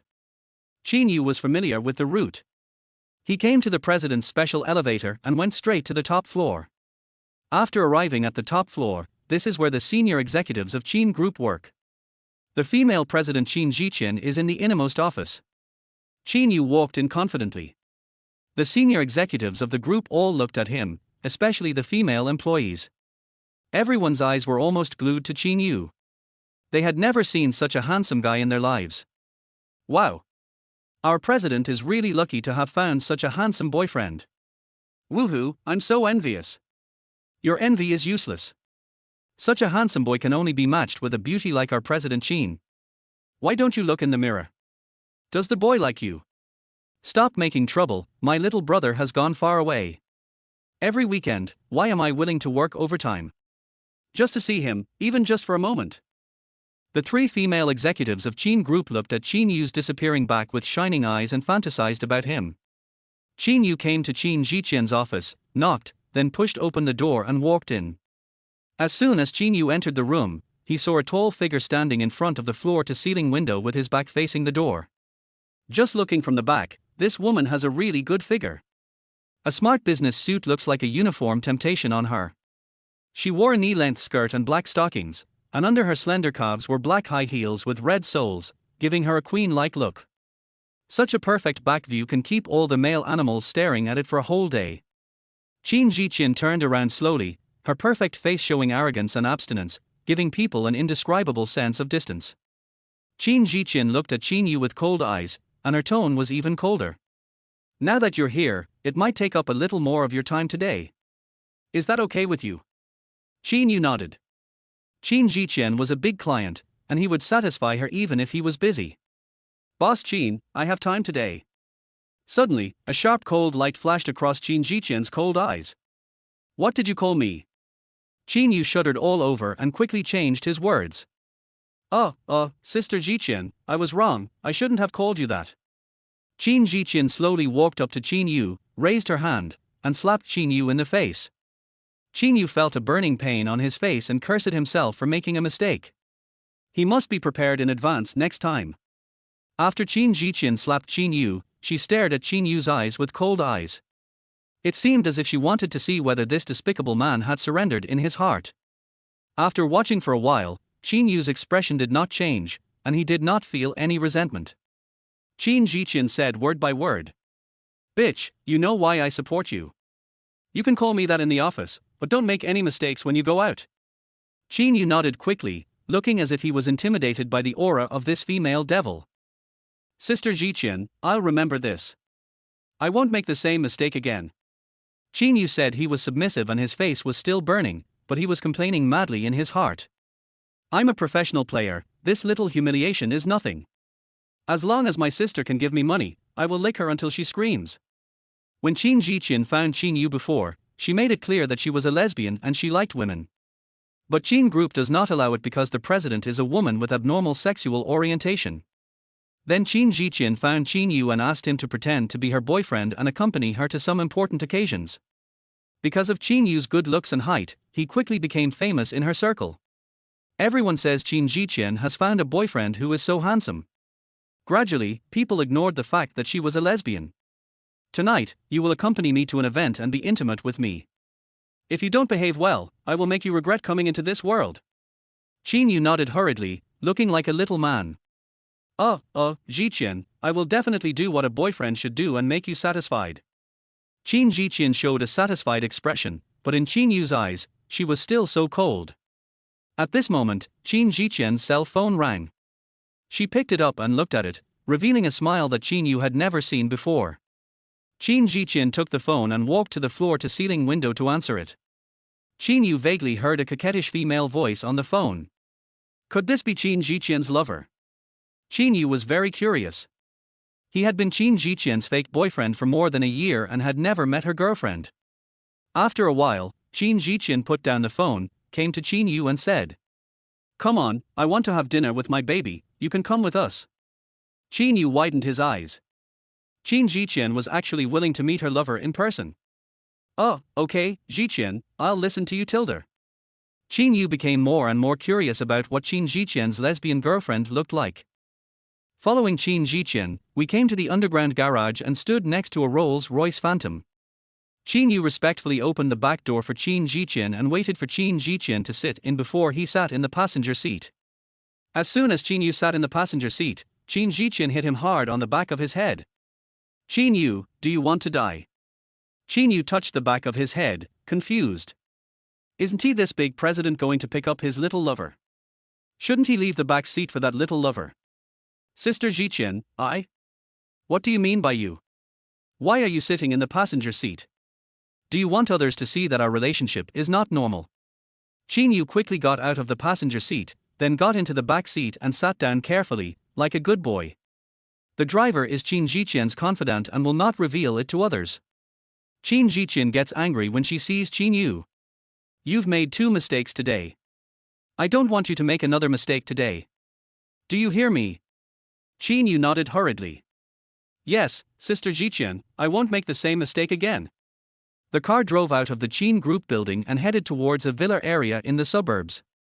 Chapter 14. It turns out to be a female colleague. Half an hour later, the car stopped in front of a small villa. Qin Yu got out of the car and opened the door for Qin Jiqian, and they came to the door of the villa. Qin Jiqian entered the password skillfully and then walked in. Qin Yu stood behind Qin Jiqian, feeling a little reserved and curious. He doesn't understand what the big boss's mistress looks like, Lalar's world. When we entered the villa, a lively-looking girl rushed out from the kitchen. When Qin Yu saw the girl for the first time, he felt that Qin Jiqian had good taste and she was actually a beauty. But when the girl saw that Qin Jiqian brought a man in, her eyes became complicated. Qin Yu looked at the girl. The girl's eyes were shocked and had a shy expression. Qin Yu is a battle-hardened expert in the love field. He concluded at first glance that the girl was a normal woman, not a lesbian. Because of the look on that girl's face. It was the look in the eyes of an ordinary woman who coveted his body, with a little evasion, there was no doubt about it. Qin Jiqian went forward and embraced the girl, then introduced. Annie, this is the man I told you about. You don't have to worry about him. Why did you think of cooking for me today? I haven't been here for a long time because I missed you. I want to see you. Qin Jiqian reached out and scratched Annie's little nose. But Qin Yu could see that Annie's feelings for Qin Jiqian were not like those between lovers. The 3 of them sat down in the restaurant and started eating. It must be said that An's cooking skills were quite good. The only problem is that the quantity is relatively small. Even if Qin Yu, who is 188 centimeters tall, were to eat as much as he wanted, it would probably not be enough for him alone. Maybe before, Annie hadn't considered that Qin Jiqian would bring a man here.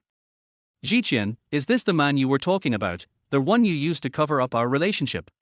Yeah, I wanted him to attend an event with me tonight, so I brought him. He looks quite young. While Annie was eating, she would steal glances at Qin Yu from time to time. Qin Yu saw all of this, and he was now even more certain. This Annie was probably the same as herself, selling herself to Qin Jiqian for money. As for whether this girl would sell herself, Qin Yu couldn't judge. The main thing is how Lala and the others operate, which involves Qin Yu's blind spot in knowledge. Just as Qin Yu was chewing his food slowly, he suddenly felt something touching his calf under the table.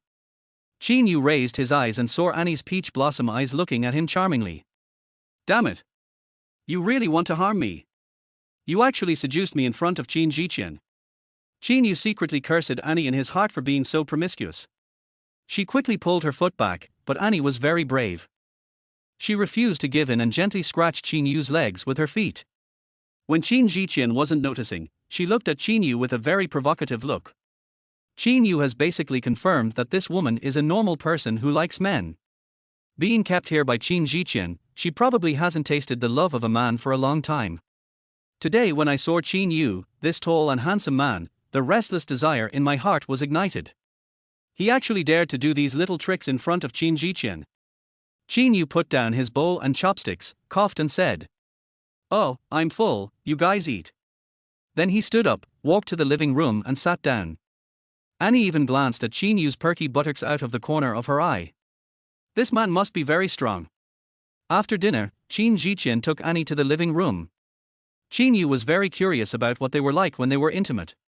Qin Jiqian was seen holding Annie in her arms and lying on the sofa. It seemed that he was not afraid of the fact that Qin Yu was right beside him. It's just like an ordinary couple, just hugging each other. Boss Qin, you haven't come to see me for a long time. What have you been busy with recently? There's been a lot of work at the company lately. I'll come often later and catch up for you. By the way, if I encounter any problems, can I ask your boyfriend for help? Qin Jiqian narrowed her eyes slightly and said in a cold tone. Why do you want him to help you? How can such a lowly man help you? What can I, Qin Jiqian, do for you? Qin Jiqian speaks very assertively, like a typical feminist. Qin Yu, who was standing aside, understood that Qin Jiqian was definitely the stronger one among the lesbians. When Annie saw that Qin Jiqian was angry, she quickly changed her words. Boss Qin, please don't get me wrong. I don't like men, but you know, people like us sometimes need a man to help us do things, so. When you need help, tell me and I'll arrange it for you, but he can't. Annie pouted her lips and glanced at Qin Yu regretfully out of the corner of her eye. That look was like the feeling of the meat just about to be grasped flying away. Qin Yu breathed a sigh of relief. He was worried just now that Qin Jiqian agreed. This Annie, at first glance, is the kind of woman who is unsatisfied. If I had listened to Qin Jiqian and helped her or something. Isn't it like a sheep walking into a tiger's mouth? I'm afraid I will be eaten up. Thinking of this, Qin Yu shuddered unconsciously. I have been chaste for 22 years and I am still a virgin. As for first kiss, Qin Yu didn't know how many women had forced kisses on him. Those top female clients would always forcefully kiss him when he wasn't paying attention. In the end, Qin Yu could only try his best to prevent it, but he was still often taken advantage of. Like, for those women. Kissing a handsome guy on the lips doesn't seem like you're at a disadvantage. In the afternoon, Qin Jiqian was preparing to take a nap, so Annie gave her a shoulder massage. Qin Yu went to the bathroom urgently to pee. Just as he unzipped his pants, he heard the bathroom door being pushed open. Qin Yu instinctively looked back and saw golden light coming out of Annie's eyes. He rushed towards Qin Yu, who quickly zipped up his pants. Didn't Qin Jiqian feed this girl enough? Why does she pounce on any man she sees? Qin Yu had no idea that Qin Jiqian had never fed Annie. They were just playing a new, platonic relationship. But Qin Jiqian didn't allow Annie to have contact with any man or woman. If it weren't for money, Annie would have broken up with Qin Jiqian long ago. Seeing a handsome and dreamy man today, Anne could no longer suppress her inner desire. Qin Yu, who had just put on the zipper, was hugged tightly by a delicate body. Qin Yu, I actually like men too. As soon as I saw you, I liked you. I really want to be with you. Qin Yu stopped Annie immediately. Don't mess around, President Qin is outside, do you want to die? No, she's asleep. Let's move faster. Am I not beautiful? President Qin doesn't like men, and she can't satisfy you, but I can. Take me. Chapter 15 The Terrible Beauty CEO. Qin Yu pushed Annie away and said in a serious tone. Ms. Annie, please respect yourself. I am Mr. Qin's person. I will not betray her. I love her and I am willing to wait for her to change. Although she paid me and only hired me as her fake boyfriend, I can no longer extricate myself from her. Qin Yu's words were so affectionate that even Annie believed them. The reason why Qin Yu said this was because he saw a black shadow appear in the gap of the bathroom. There are only 3 people in this room, so the person at the door could only be Qin Jiqian. If he didn't make it clear that Annie had rushed in, Qin Yu believed that he might not see the sun tomorrow morning. Qin Yu just went for it and made a passionate confession.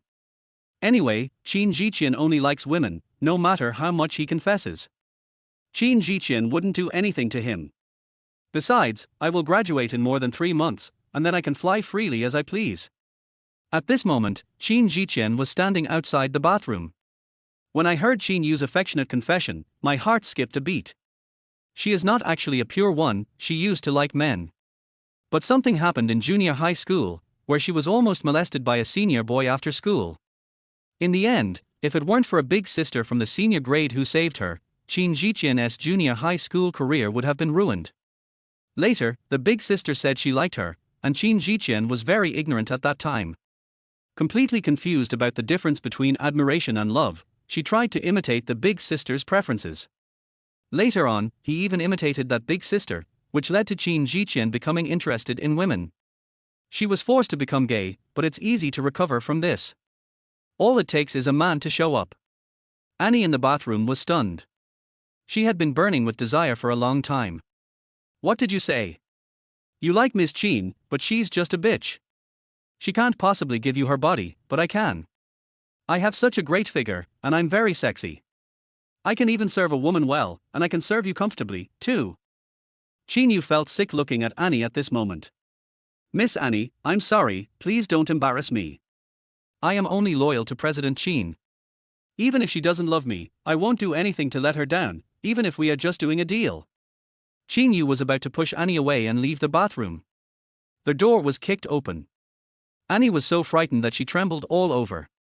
She turned around suddenly and saw Qin Jiqian's cold face. Qin Yu, knowing that there was someone at the door, was not panicked at all, but he pretended to be very panicked on his face. And immediately explained. Boss Qin, listen to me, it was this bastard who pulled me into the bathroom. He wanted to do this to me, woo-woo. As Anne spoke, she began to cry, and I felt so sorry for her. This girl can report to Lin Shishue's crew and play a pure green tea bitch. Of course Qin Yu couldn't allow Annie to say that to him. Although he was not afraid in his heart, he still had to go on with the show. Jiqian, listen to me, it's not like that, it was this woman who tried to seduce me, I was wronged. Qin Yu explained in a panic. Qin Jiqian slowly walked into the bathroom. She exuded a cold aura, as if after she came in. The entire restroom temperature was lowered. A pair of cold eyes stared at Annie. Qin Yu showed a barely perceptible teasing expression. Annie seemed to sense Qin Jiqian's coldness towards her. She suddenly knelt down in front of Qin Jiqian. Boss Qin, please believe me, I don't like men, I only like you, we are the same, woo-woo-woo. Qin Jiqian slowly raised her hand, and the corners of Qin Yu's mouth gradually curled up. Har har, luckily I'm smart and I know there's someone at the door. I'm so clever. Just when Qin Yu was thinking happily in his heart. Bang! There was a crisp sound, followed by a sharp pain and a look of confusion. Qin Yu covered his face and looked at Qin Jiqian in disbelief. Jiqian, why did you hit me? Qin Yu asked in confusion. He himself didn't expect this. Qin Jiqian should have heard everything from outside the door, and knew that it was Annie who was trying to seduce her.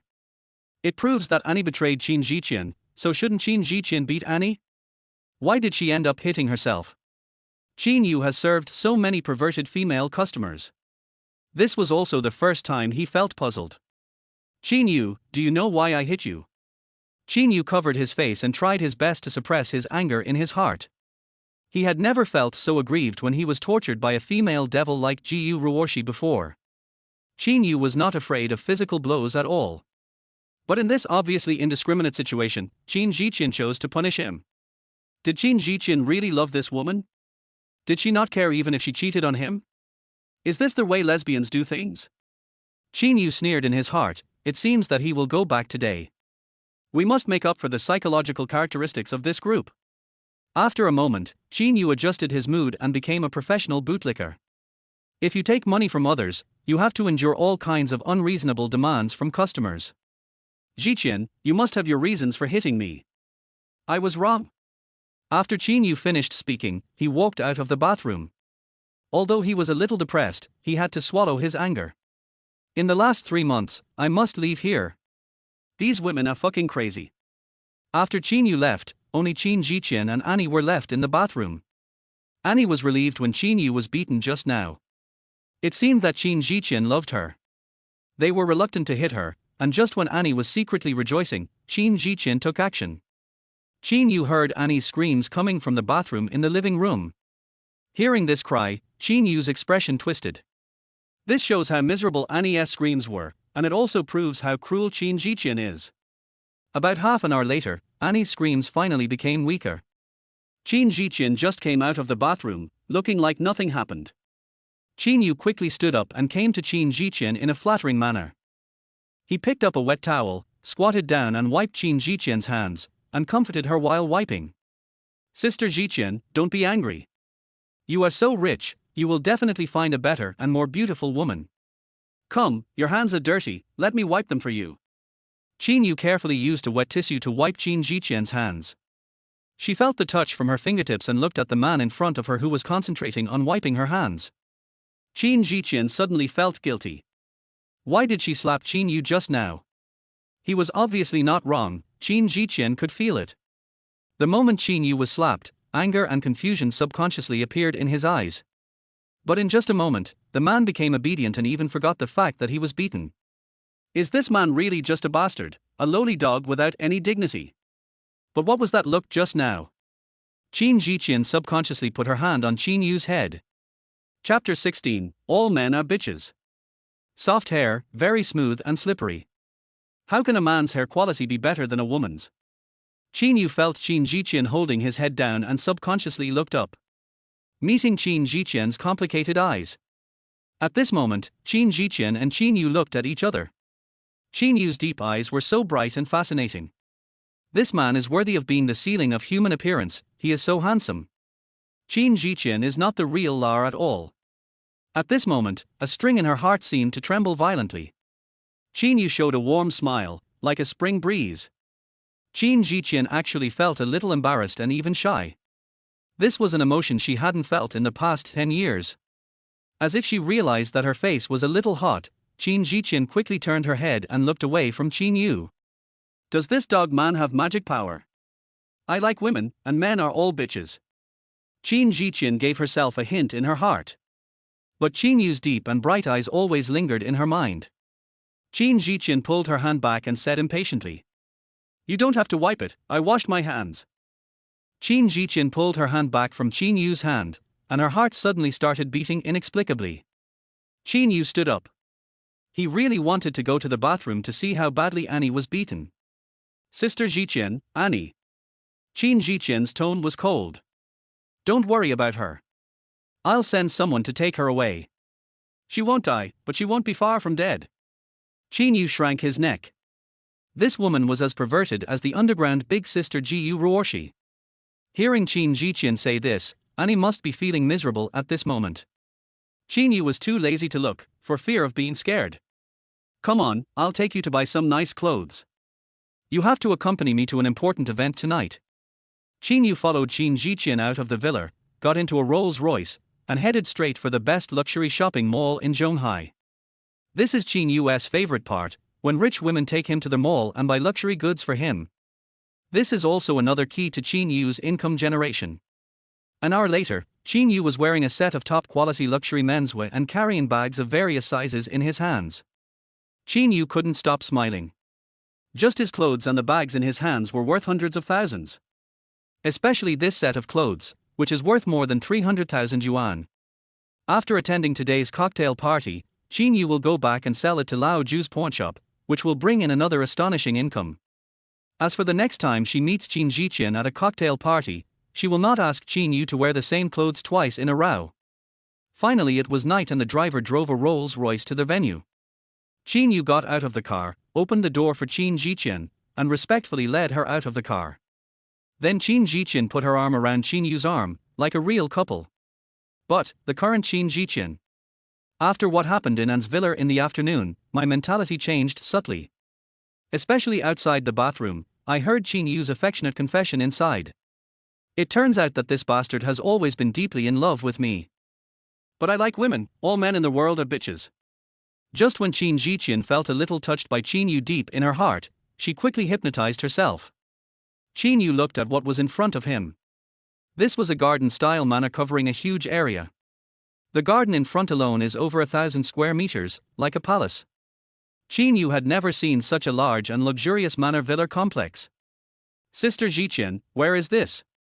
What event are we going to participate in today? This is a charity auction organized by the Su family, and it is mainly attended by some business families that have business dealings with the Su family. Qin Yu nodded, but he was worried in his heart. I don't think I will meet any acquaintances today, nor will I meet my former clients, or the clients I am currently serving. And this Su family, which Su family is it, and is it related to Su Ningji? Qin Yu didn't know that this Su family was Su Ningji's family. Qin Ziqian walked into the manor with Qin Yu arm in arm, immediately attracting attention. Wow, is that the boyfriend of the president of Qin Group? He has such a good temperament. I wonder which family he belongs to. What a perfect match. The eldest daughter of the Qin family is not only beautiful, but her boyfriend is also very handsome. I'm so envious. Hearing the discussions of people around her, Qin Ziqian's mouth curled up slightly. This is the purpose of her supporting Qin Yu. Everyone will say that she has found a handsome boyfriend. No one would wonder if she was a lesbian. Although, there are rumors that Qin Ziqian likes women. But when everyone saw the man Qin Ziqian was holding, they gave up the idea. After all, such a handsome boyfriend has shifted the focus of everyone's attention. Qin Yu appeared to be very gentlemanly, and it was obvious at first glance that he was very caring towards Qin Ziqian. Later, after you go in, you can find a place to stay by yourself. Don't run around. Come find me after the party is over. Qin Yu nodded obediently. Several wealthy widowed women in Zhonghai had golden light in their eyes when they saw the man Qin Ziqian was holding. This man has such a great height and figure, he easily beats all the men at the party today. They couldn't wait and wanted to wait until Qin Yu was alone. These rich women have plenty of money. When the time comes, they will go up and ask Qin Yu how much money they would give to support him. As soon as Qin Yu and Qin Ziqian entered the lobby of the manor, they saw a man in a suit. This chapter is not finished yet, please click on the next page to continue reading the exciting content.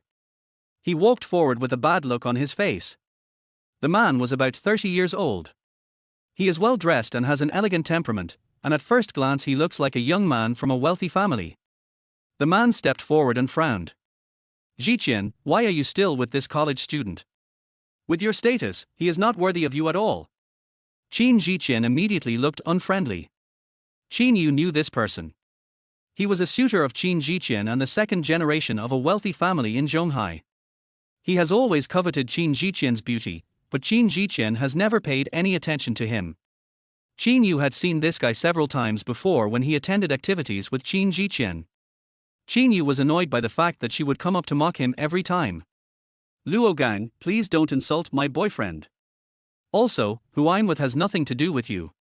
Qin Ziqian was as indifferent as ever.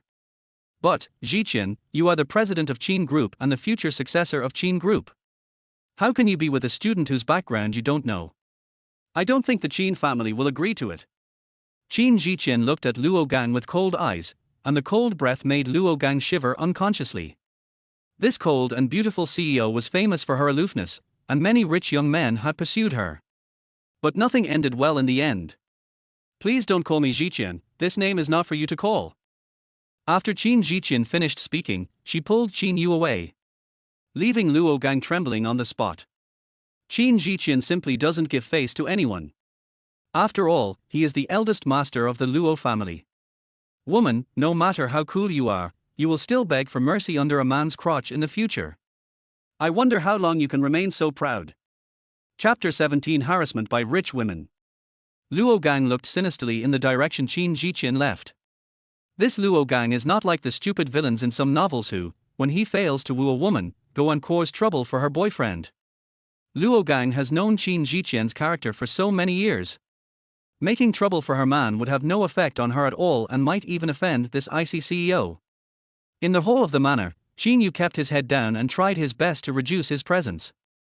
He didn't want to draw attention to himself, mainly because he was afraid of running into former and current clients.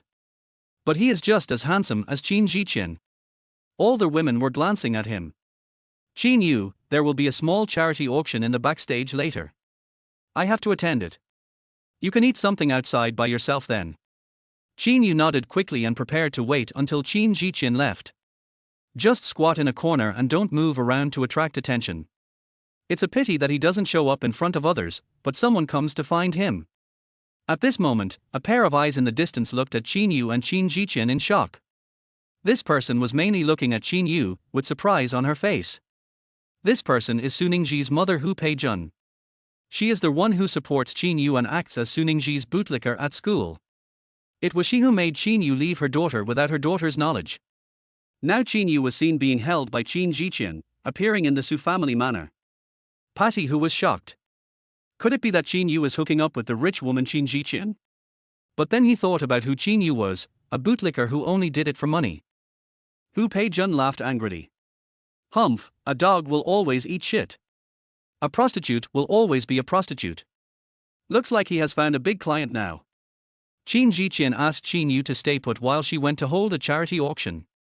When Qin Jiqian left, Qin Yu found the buffet area in the corner. Take the plate and start picking up the food you like. 3 wealthy ladies dressed in gold and silver came behind Qin Yu.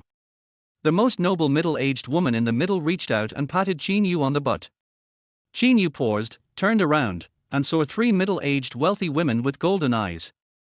They were all wearing famous brands, but they looked ruined on their obviously fatter bodies. Handsome boy, let's meet each other. The round-faced wealthy woman in the middle licked her lips and said. Qin Yu instinctively took 2 steps back and remained alert. Excuse me, aunties. I'm waiting for my girlfriend, Miss Qin Jiqian. The round-faced rich woman said in a teasing tone. Little handsome boy, I will give you 10 times as much money as Qin Jiqian gave you, as long as you follow me. Qin Yu secretly cursed the rich woman for being so rich, but he still refused without any hesitation. Auntie, Qin and I are truly in love. Please don't destroy our relationship. It's not a question of how much money he has, it's that Qin Yu is disgusted with ugliness. The reason why his clients are almost all beautiful women is that Qin Yu cannot serve ugly women. Although this rich woman was very rich, Qin Yu still resolutely refused because he had principles. Qin Yu's principle is: you may be a pervert or a sadist. You can even be a psychopath. But you must be beautiful. Seeing that Qin Yu refused without even thinking, the round-faced rich woman looked a little unhappy. Her husband died early, leaving her a huge fortune. In the past, I would look for young and handsome guys, whether they were celebrities or college students. She can use money to make the other person lie on the bed voluntarily, and the round-faced rich woman is extremely perverted. Don't treat those young handsome guys as human beings. She would torture these young hunks in bed to achieve her perverted pleasure. In her heart, she feels like she is the queen, and if I give you money you have to be her dog. The more handsome the guy is, the more excited the round-faced rich woman will be. I thought I could use money to force this handsome boy into submission, but it turned out that he didn't buy it. Boy, do you know who I am? I have plenty of money. I can give you everything that Qin Jiqian can give you. Qin Yu became a little impatient and his tone became cold. Please stop harassing me. I'm not interested in your money. Also, I don't like old women. The round-faced rich woman got angry when she heard this. She had never been humiliated like this before, so she pointed at Qin Yu and began to threaten him. Boy, don't refuse a toast and then drink a forfeit.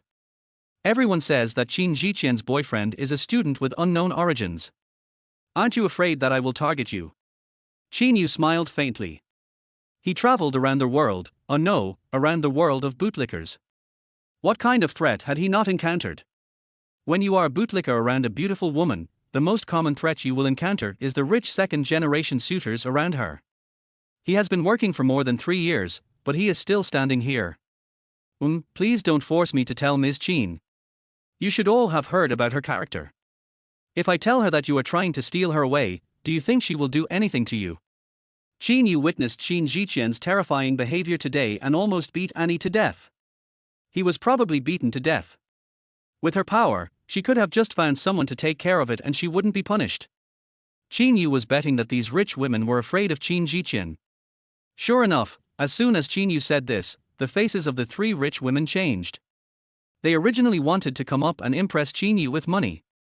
I didn't expect that this guy doesn't love money and actually has a relationship with Qin Jiqian. Okay, handsome boy, it seems that we are not destined to be together, but I will remember you. If you are short of money in the future, you can come to me. I don't have much of anything, but I have a lot of money. This chapter is not over yet, please click on the next page to continue reading. The round-faced rich woman took her people away and looked Qin Yu's figure up and down before leaving. She licked her lips, as if she was disappointed that she couldn't eat Qin Yu, the young handsome guy. After Qin Yu saw the person leave, he made a face in the direction of the rich woman and complained. You don't have much of anything but money. I think you have enough meat on you. Cut. Qin Yu continued to take food from the plate now that he was already here. He just wanted to eat his fill. There were so many delicious foods, and they were free. Most importantly, no one was competing with him for them. The other rich people probably think it's tacky to eat buffet in such occasions. But Qin Yu doesn't think so. There are few things in the world that excite Qin Yu the most. One of them is a free dinner. Of course, there are free breakfast, lunch, afternoon tea, etc. In short, Qin Yu likes the free ones the most. Maybe the memory of being an orphan has influenced him now. Even if you are a professional bootlicker, you can make a lot of money. But Qin Yu still lives a simple life and never spends a penny carelessly. Only by being with these beautiful and wealthy women can he experience such a luxurious life. An hour later, Qin Yu had already rejected several waves of women who came to chat with him.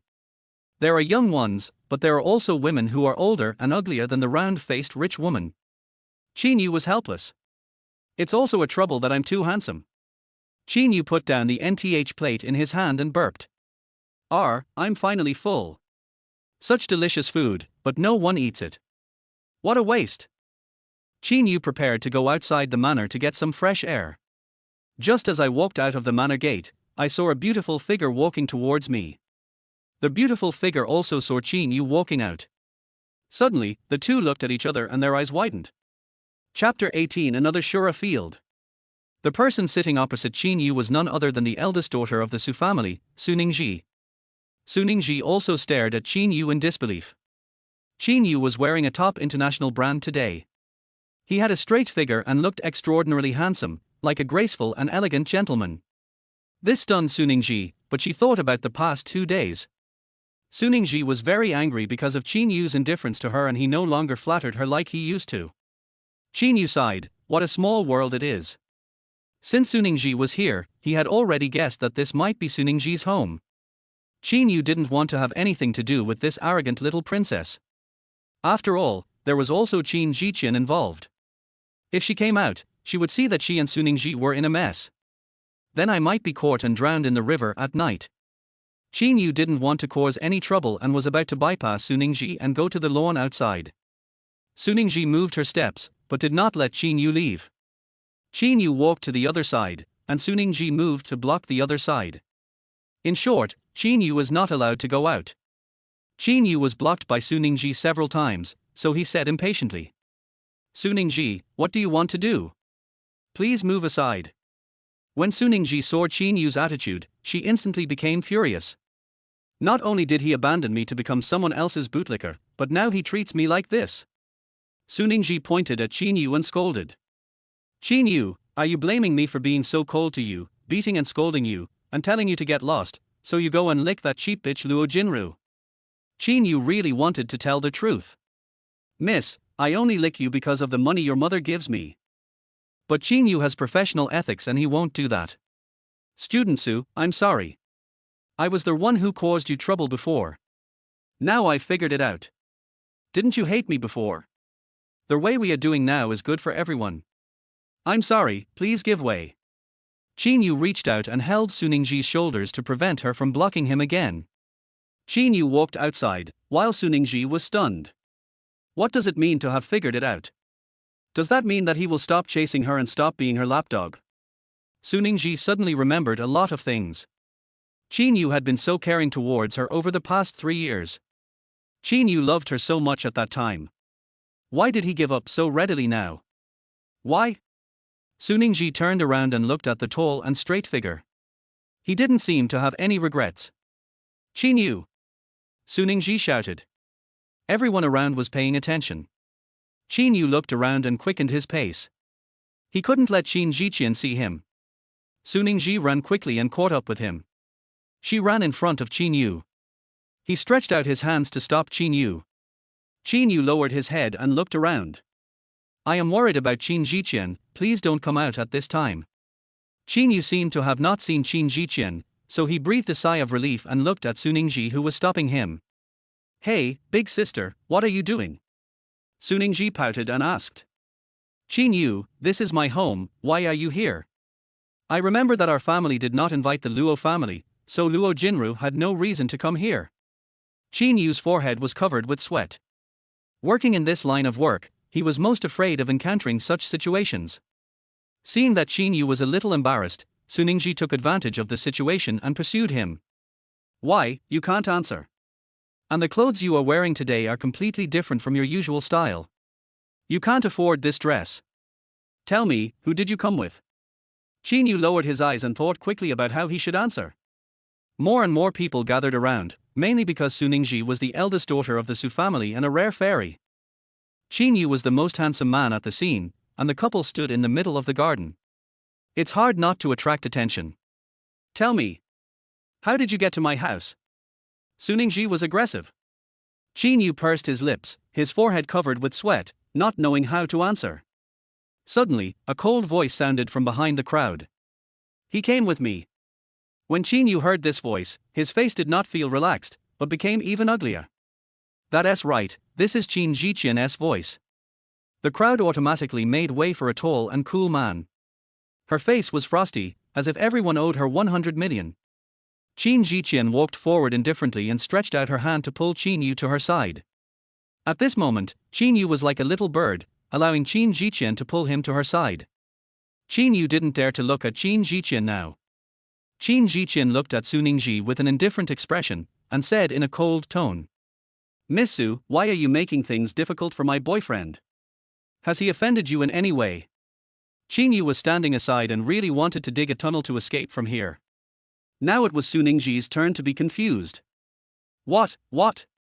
Qin Yu is your boyfriend? You are a couple? How is that possible? He is not mine.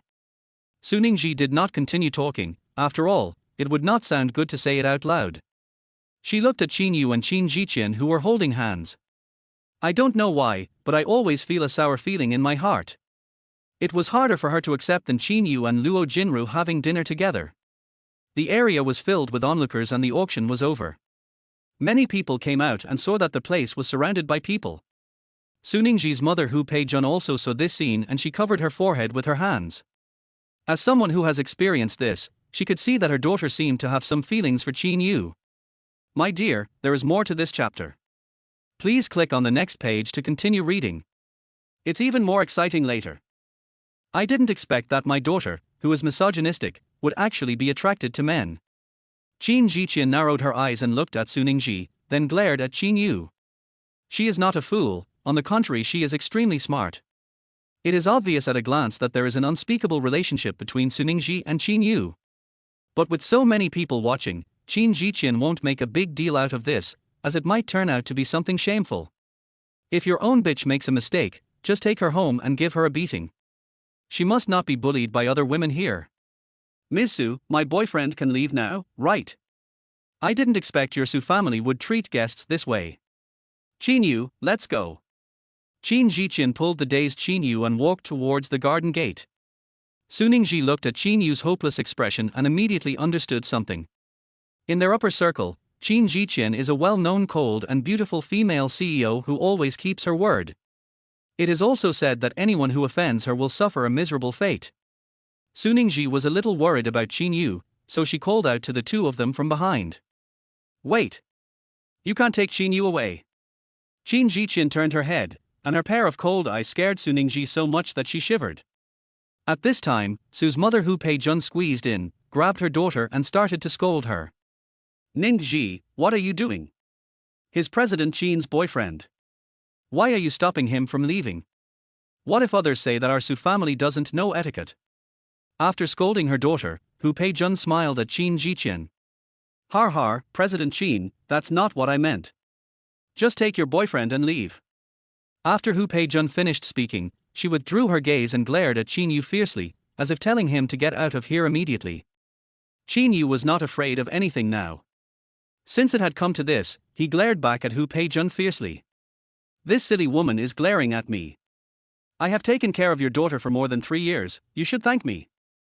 Qin Jiqian looked at Suningji and Hu Pei-jun, mother and daughter, and always felt that there was something she didn't know.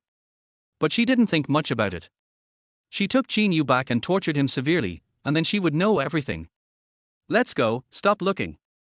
Qin Jiqian glanced at Qin Yu and pulled him away from the Su family manor. Chapter 19, Could it be that Lala was straightened out? Seeing Qin Yu and Qin Jiqian disappear at the door, Suningji was puzzled. How did Qin Yu hook up with that cold and beautiful female president? It seemed that the female president cared about him quite a lot. What about Luo Jinru and Qin Yu? Why did Luo Jinru say that Qin Yu is pursuing her now? Is Qin Yu a scumbag? He relies on his male appearance to flirt with women everywhere? If that's the case, why doesn't he just continue licking himself? After all, Suningji's appearance and figure are not inferior to Qin Jiqian and Luo Jinru. If Qin Yu is a scumbag, why doesn't he continue to be a scumbag to himself? Suningji was angry because she had a lot of questions in her mind.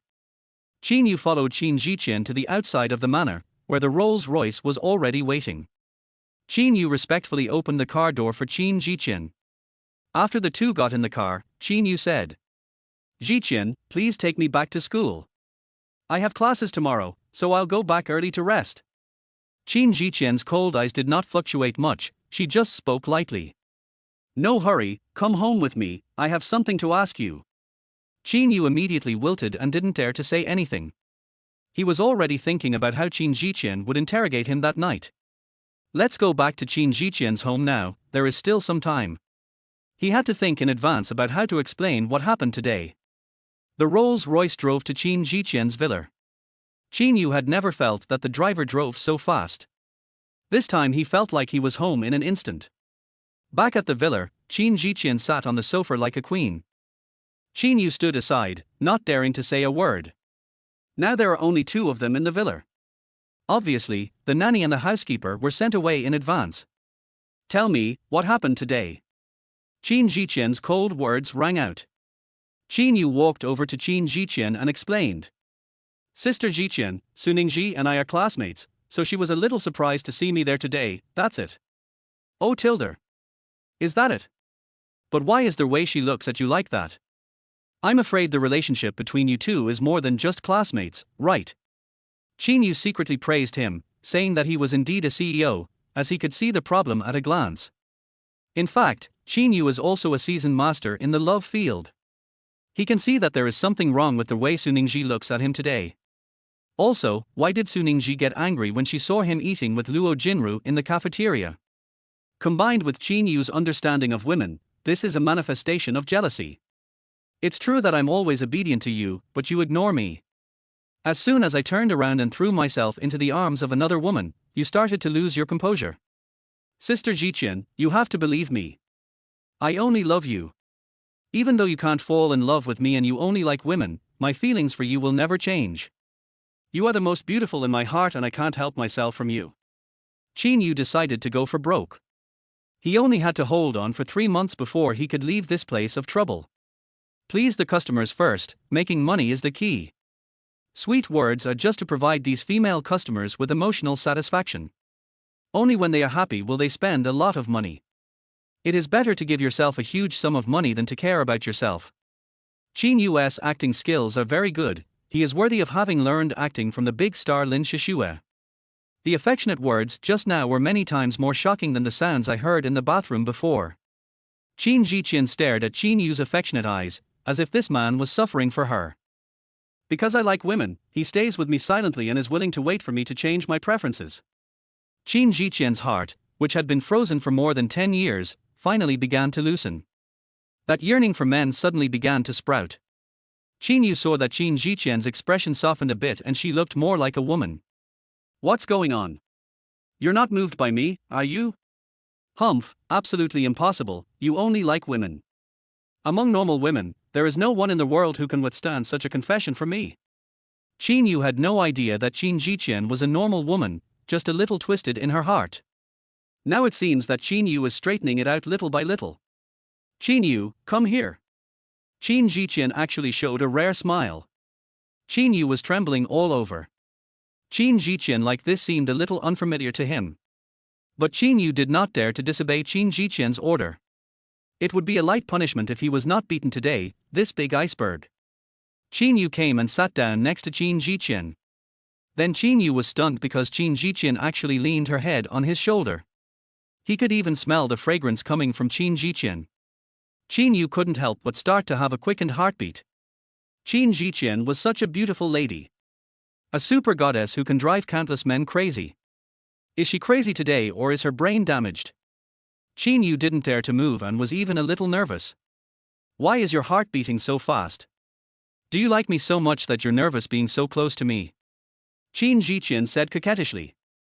Qin Yu was certain that Qin Jiqian must have been sick today and her mind was not clear. She is a lesbian who likes women, so why is she acting like she is also interested in men? Qin Yu's blind spots in knowledge have increased again. Are there such women who like both men and women? Online help needed, very urgent. Sister Jiqian, are you okay? Are you too tired today? Let me help you go upstairs to rest. No, I don't want to go up. Don't you want to be with me? Isn't it good for me to accompany you more?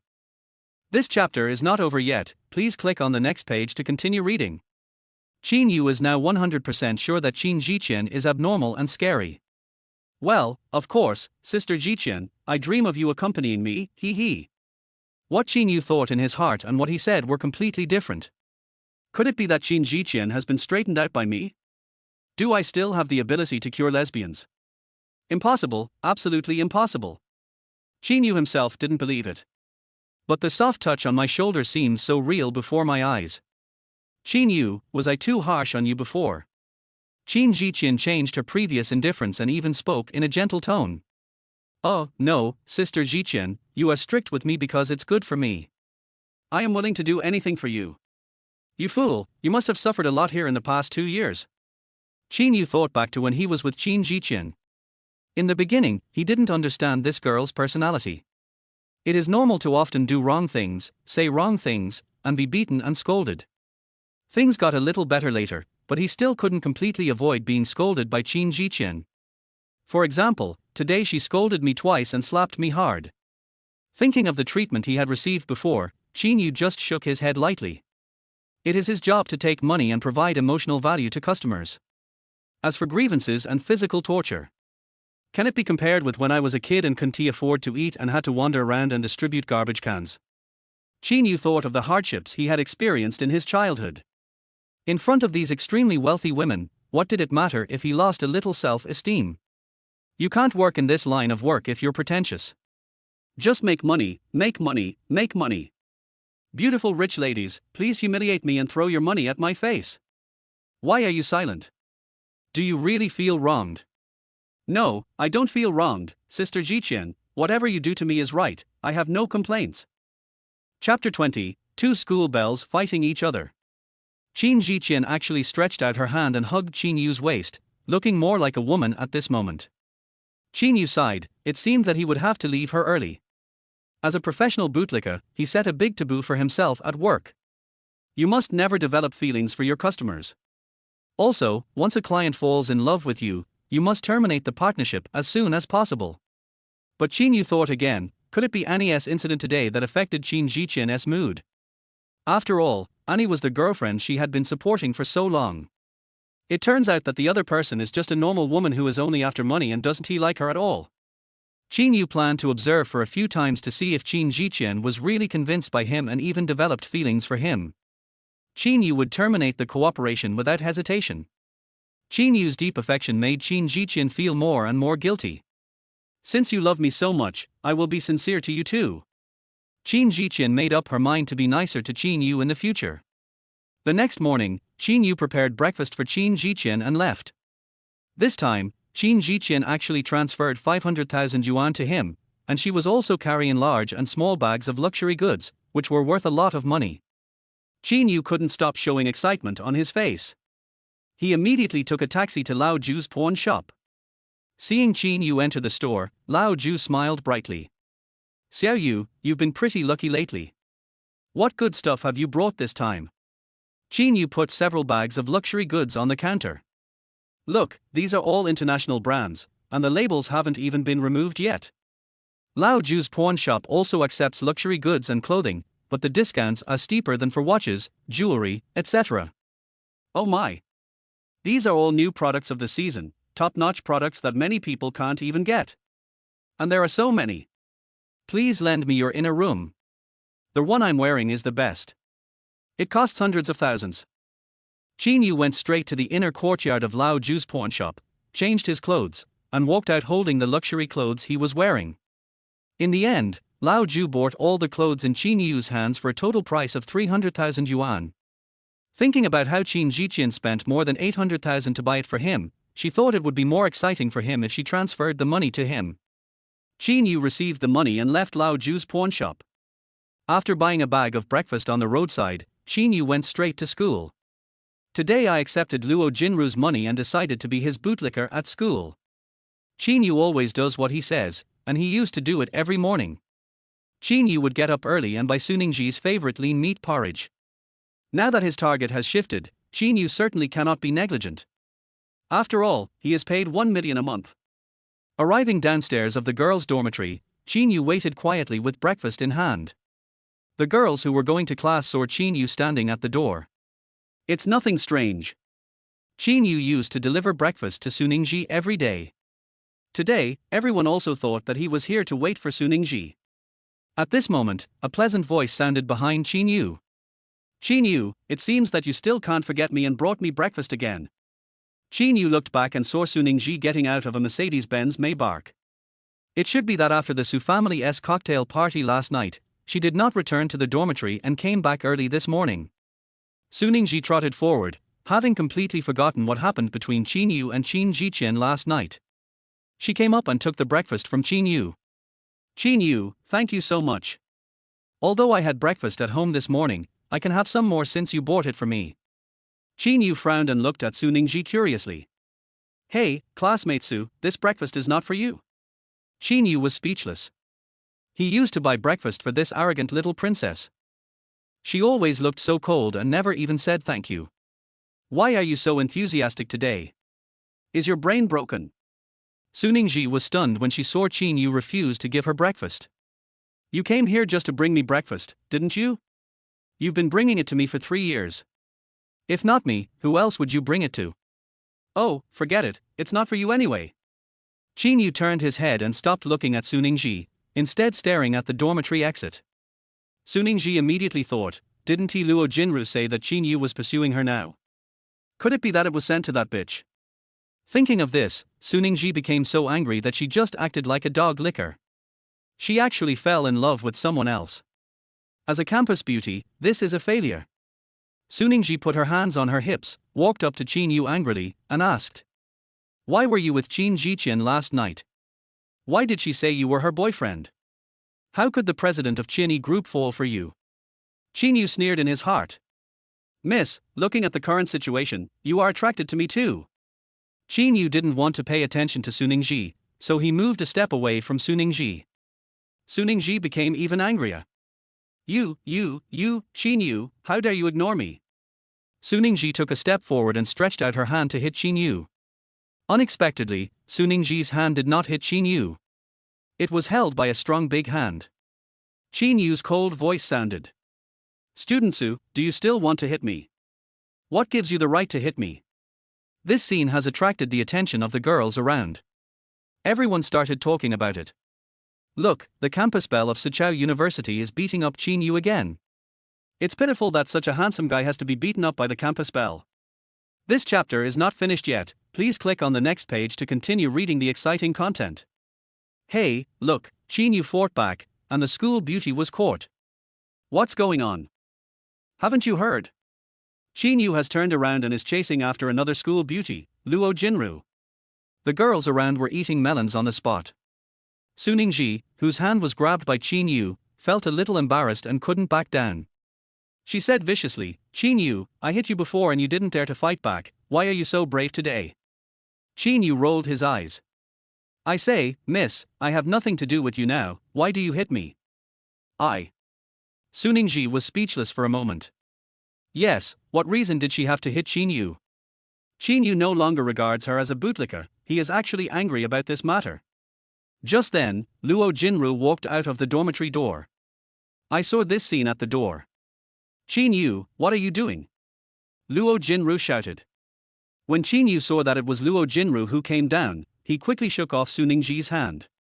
He trotted forward, handed over the breakfast in a fawning manner. Jinru, this is the breakfast I bought especially for you. I don't know if you like it. If you don't like the taste, tell me what you like to eat and I'll buy it for you in the morning. In front of so many girls, Qin Yu brought her breakfast and saw the envy in those girls' eyes. The corners of Luo Jinru's mouth were harder to press than the coffin lid of a big rice dumpling. Thank you, Qin Yu. Why did you pull Su Ningji just now? Oh, don't mind her. She was just going crazy. Just as Qin Yu finished speaking, an angry shout sounded from behind. Qin Yu, you are crazy. Tell me why you are not chasing me and are chasing this bitch instead. When Luo Jinru heard this, she actually called her a bitch. Who isn't he the apple of her family's eye? How can she be insulted like this? Luo Jinru immediately rolled up her sleeves and confronted Su Ningji. Su Ningji, you are the bitch. You are jealous of me now, jealous that Qin Yu is chasing me. You are a loser. Chapter 21. This girl is too easy to fool. Luo Jinru was so murderous and her words were so blunt that Su Ningji was so angry that she almost died. You vixen, I don't know what means you used to seduce Qin Yu who has been in love with me for 3 years, give him back to me. After Su Ningji finished speaking, she pounced on Luo Jinru, as if she wanted to fight with her. Luo Jinru was not to be outdone, she shook off his arm and rushed forward. Qin Yu pinched his sore brows and walked forward, picking up one in each hand. He was tall, with long arms and legs, and he held the two men down by the neck. But the two school beauties were still unwilling to let each other go and kicked each other in the air. Calm down and stop making a fuss, okay? There are so many people watching us. Qin Yu reminded. The two girls reluctantly let go, and Qin Yu stepped forward and grabbed Luo Jin's soft little hand, saying softly, Jinru, let's go, I'll take you to the classroom. Then, under Su Ningji's murderous gaze, the two left the dormitory door. Qin Yu, you're making me so mad. You must be mad at me, you must be blaming me for not treating you well in those 3 years. If Qin Yu heard the excuse Su Ningji made, he would definitely sneer at her. That's all because of your mother. She just terminated your cooperation with you. Don't be so conceited. On their way to the classroom, Luo Jinru said to Qin Yu. Our department's graduating class is organizing an outing on Saturday. Are you going? Jinru, if you want me to go, I will go. I just want to be with you. Luo Jinru's face flushed, she liked what Qin Yu said. Since you pay me so much, I have to serve you well. Qin Yu thought to himself. Okay, I'll sign you up, too. We'll set off tomorrow afternoon and stay overnight in the scenic area. You should prepare in advance. Good. Qin Yu thought of the queen of the underground world. Oh no, it was the female gangster Jiyu Ruoshi, and he was going to accompany her on Saturday. So if he goes on an outing without any clients notifying him at the last minute, there should be no problem with the time. After sending Luo Jinru off, Qin Yu came to his class and just walked into the classroom. Then he saw Su Ningji, who was looking angry, walking towards him. Qin Yu wondered what this princess was going to do. Unexpectedly, Suningji stepped forward and grabbed Qin Yu's hand. Drag her to the back of the classroom and sit her down. The classmates in the class all looked at this scene with a look of surprise on their faces. After sitting down, Qin Yu said impatiently, "Big campus beauty, we shouldn't touch each other, don't touch me anymore." Suningji was furious. She was the campus beauty and the object of countless boys' fantasies. "It's your blessing that I touch you, but you actually despise it. Qin Yu, what happened to you? You were fine before, and you liked me so much, why did you change so suddenly now?" "Studentsu, I've said before that there's nothing between us anymore. The one I like now is Jinru. Don't come and destroy our relationship." "I don't believe it. You were with Qin Jichin yesterday. What kind of man are you? Are you two-timing? I'm going to tell that bitch." Qin Yu covered Suningji's mouth. He looked at Suningji sternly and warned, "I advise you not to spread rumors everywhere, or people will die." Qin Yu thought of Qin Jichin's character and what would happen if she knew about this. "I estimate that I might go to see God before the day of graduation." "Humph, do you have a secret that I discovered? You are really two-timing. You are a scumbag." Qin Yu let go of Suningji and just shook his head lightly. The more he acts like he cares about this matter, the more likely Suningji will make a fuss about it. As a veteran in the love field, he naturally understands what it means to play hard to get. "Oh, whatever you want. Yesterday, Ms. Qin just wanted to help me out. At that time, I was at your house and you were so aggressive. I am just a student who wants to intern at Ms. Qin's company in the future. I just went out with her to attend an event yesterday." I don't know why I heard Qin Yu explain this. Suningji actually felt a lot more comfortable, as if a huge stone had been lifted off her shoulders. Suningji was confident that she had a chance to compete with that bitch Luo Jinru at school. But she didn't have much confidence in competing with a strong woman like Qin Jichin. Although Suningji is confident and her beauty and figure are not inferior to Qin Jichin. But that woman was known for her ruthless methods, and she was a little scared. "Qin Yu, I misunderstood you. You won't be angry with me, right?" Qin Yu was stunned for half a second and looked at Suningji, who had a naive look on her face. "I secretly admire this arrogant princess, she is so easy to fool." "Ningji, thank you for understanding me." Qin Yu's acting skills exploded. Suningji was stunned and completely believed Qin Yu. "By the way, our entire finance department is going on an outing tomorrow afternoon. We plan to stay for a day and come back Saturday night. Let's go together." Qin Yu held his forehead with his hand. Luo Jinru was also going. By then, these two enemies would definitely fight again. But since he had promised Master Jin to go, Qin Yu couldn't go back on his word. "Oh, I've already signed up, you don't have to sign me up." "Well, do you have any camping gear? I can ask the housekeeper to bring some more." Qin Yu thought that Luo Jinru came from a wealthy family and would definitely bring some for him, so he replied, "No, I'm ready." "Well, how about we split into two groups and take care of each other?" Qin Yu curled his lips. "Well, we'll talk about it later." Qin Yu prepared to stay away from this arrogant little princess, to prevent the two school beauties from fighting in front of him again. Soon it was the next afternoon. Luo Jinru contacted Qin Yu early and asked him to gather at the school gate. Qin Yu arrived at the school gate. There were already 3 buses with more than 100 students. There was also a Mercedes-Benz G following behind the bus. Luo Jinru got out of a G car and waved at Qin Yu. "Qin Yu, here, come here quickly." Qin Yu's eyes lit up. He was indeed his financial sponsor, as he didn't even take the bus with his classmates. Qin Yu came to the Mercedes-Benz G class. "Jinru, are you driving there yourself?" "Yeah, we'll drive a separate car, and I've brought all the camping gear." Qin Yu looked around and fortunately Suningji was not around. Just when Qin Yu was about to get into Luo Jinru's car, the roar of a sports car was heard from behind. A white Porsche 911 stopped next to the Mercedes-Benz G. Behind the 911 is a large hardcore off-road vehicle. Suningji got out of the Porsche and saw Qin Yu was about to get into Luo Jinru's car, so she hurried forward and grabbed Qin Yu's arm. "Qin Yu, get in my car. I'll ask my bodyguards to bring all the equipment and come with us." Chapter 22, The Bastards. Luo Jinru was furious. Qin Yu was her pursuer now, how could he get into her car? "Suningji, don't push your luck. Qin Yu has nothing to do with you anymore. He is pursuing me now, and I have already agreed. He is my boyfriend now. Luo Jinru stepped forward, grabbed Qin Yu's arm, and pulled him behind her. Oh. Bitch, you didn't know how to seduce Qin Yu. He has been chasing me for 3 years, and I am the one who should be his girlfriend.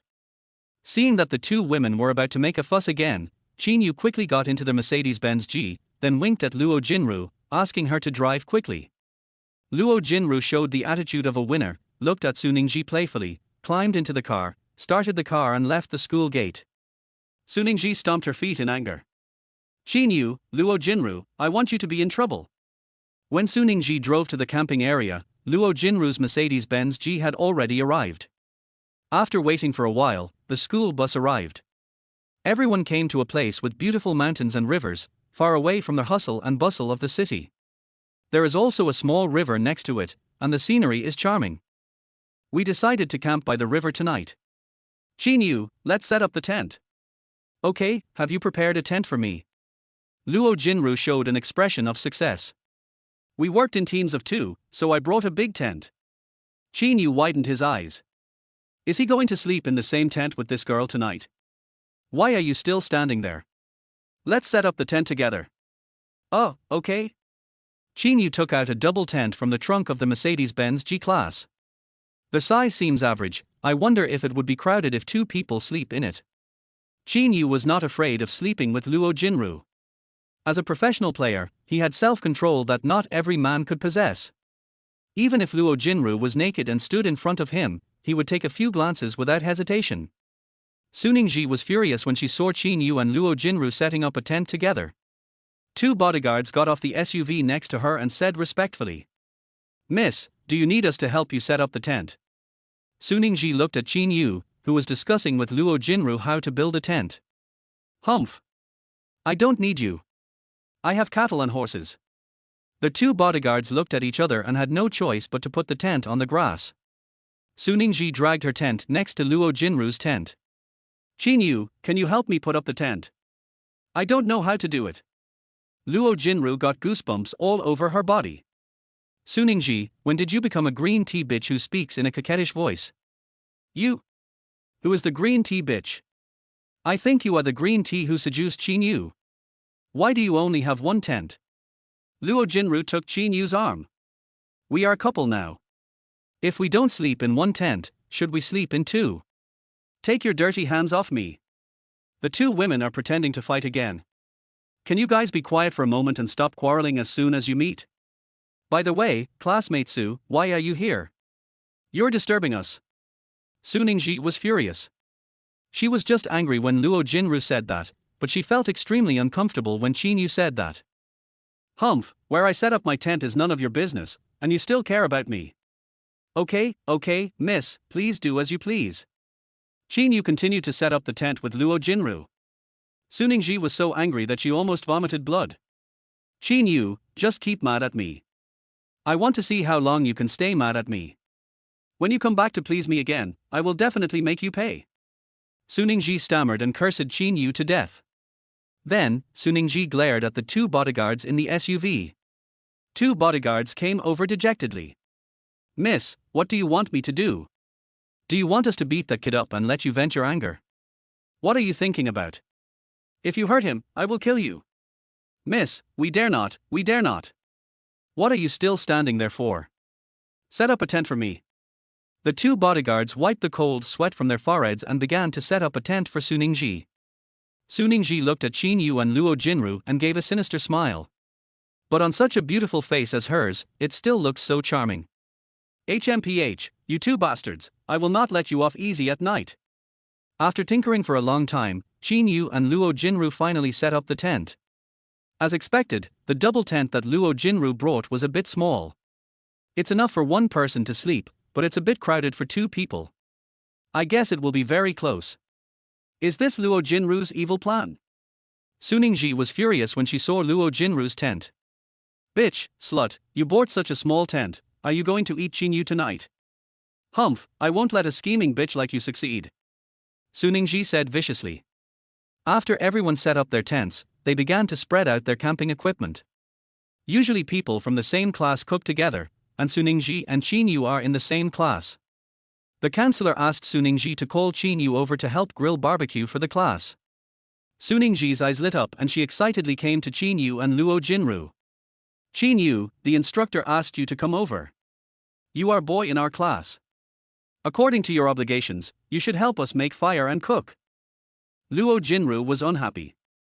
Hey, Suningji, what's wrong with you today? You always come to destroy the world of two people between Qin Yu and me. What are you thinking? This chapter is not finished yet, please click on the next page to continue reading the exciting content. Humph, that's not what I meant.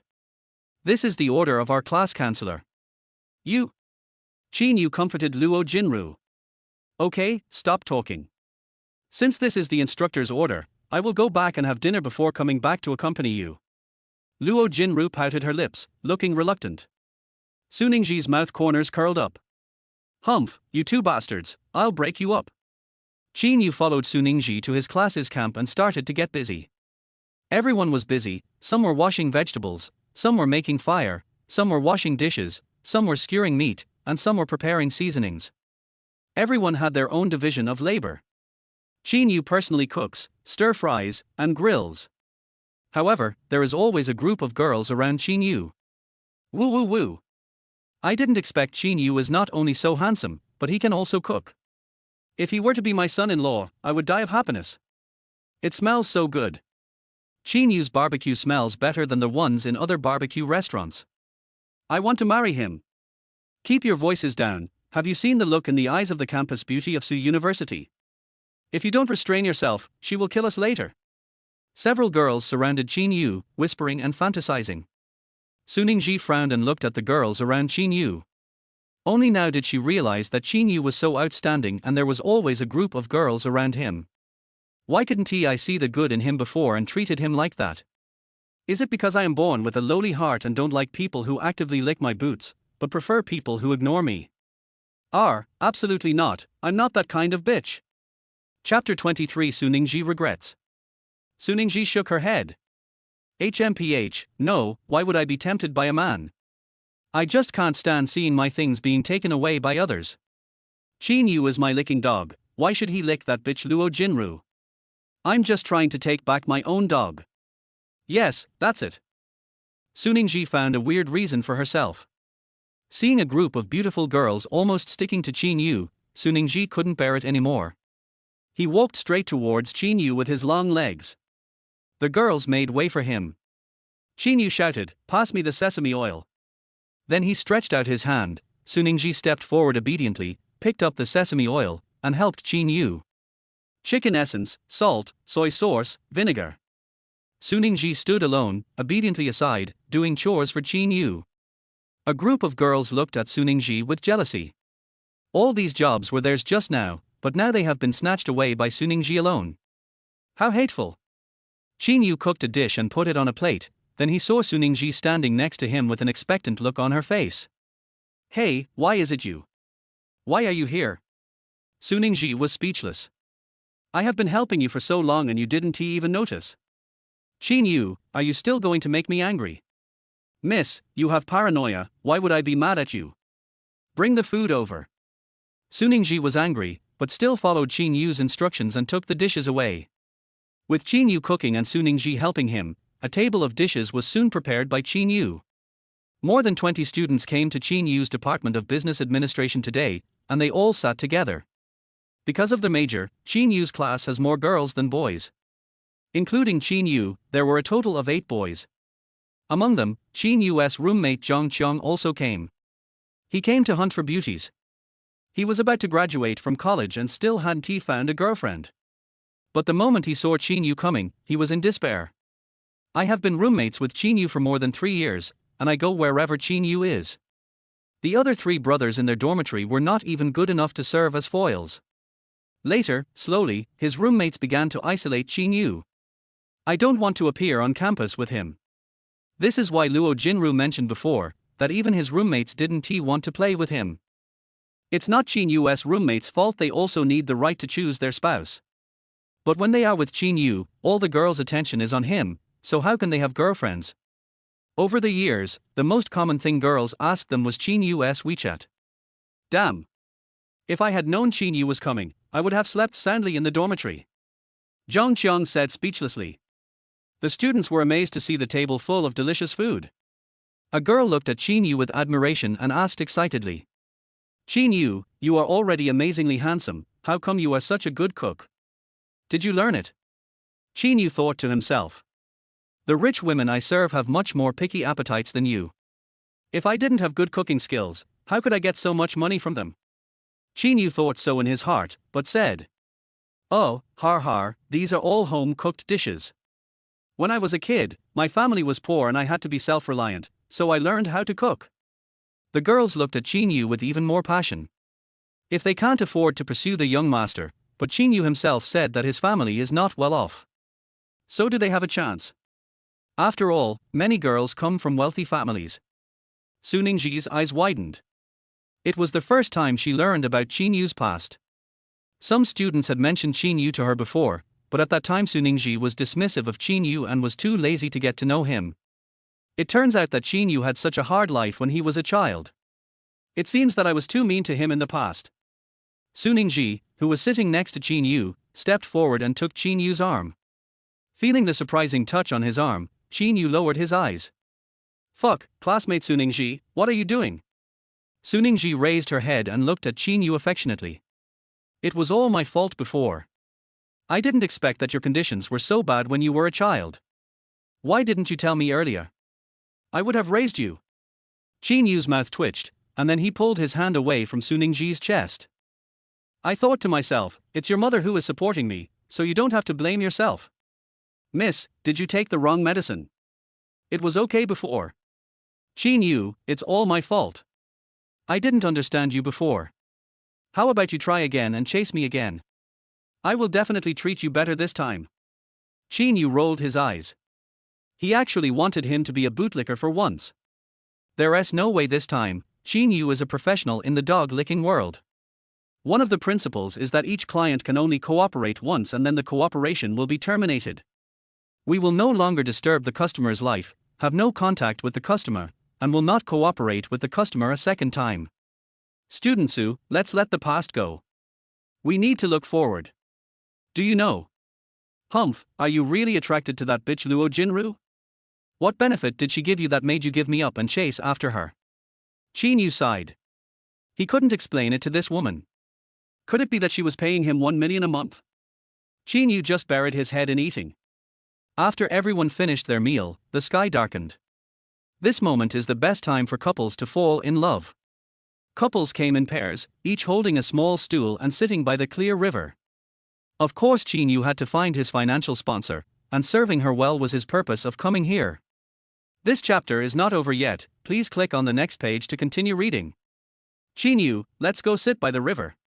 Good. Qin Yu carried 2 lounge chairs and came to the river with Luo Jinru.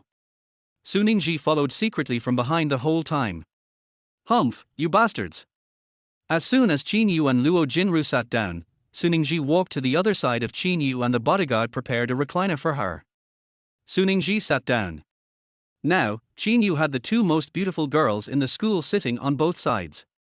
Su Ningxi, what are you doing here? Are you here to disturb us? Humph, this river is so long, and you are so controlling. You also want to control where I sit. You. Qin Yu, come on, let's move over there. Okay, I'll do as you say.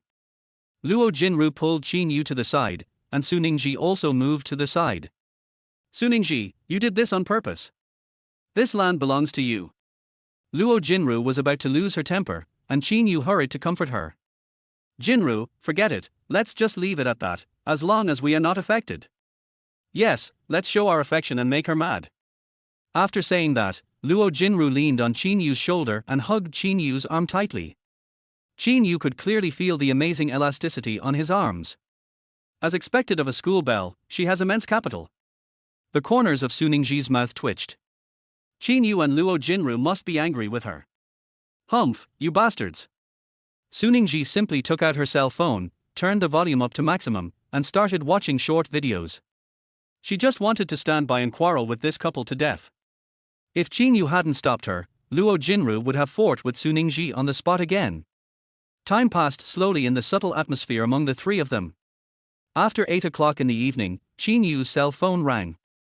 Qin Yu took out his cell phone and saw the incoming call number, and suddenly felt a chill on his back.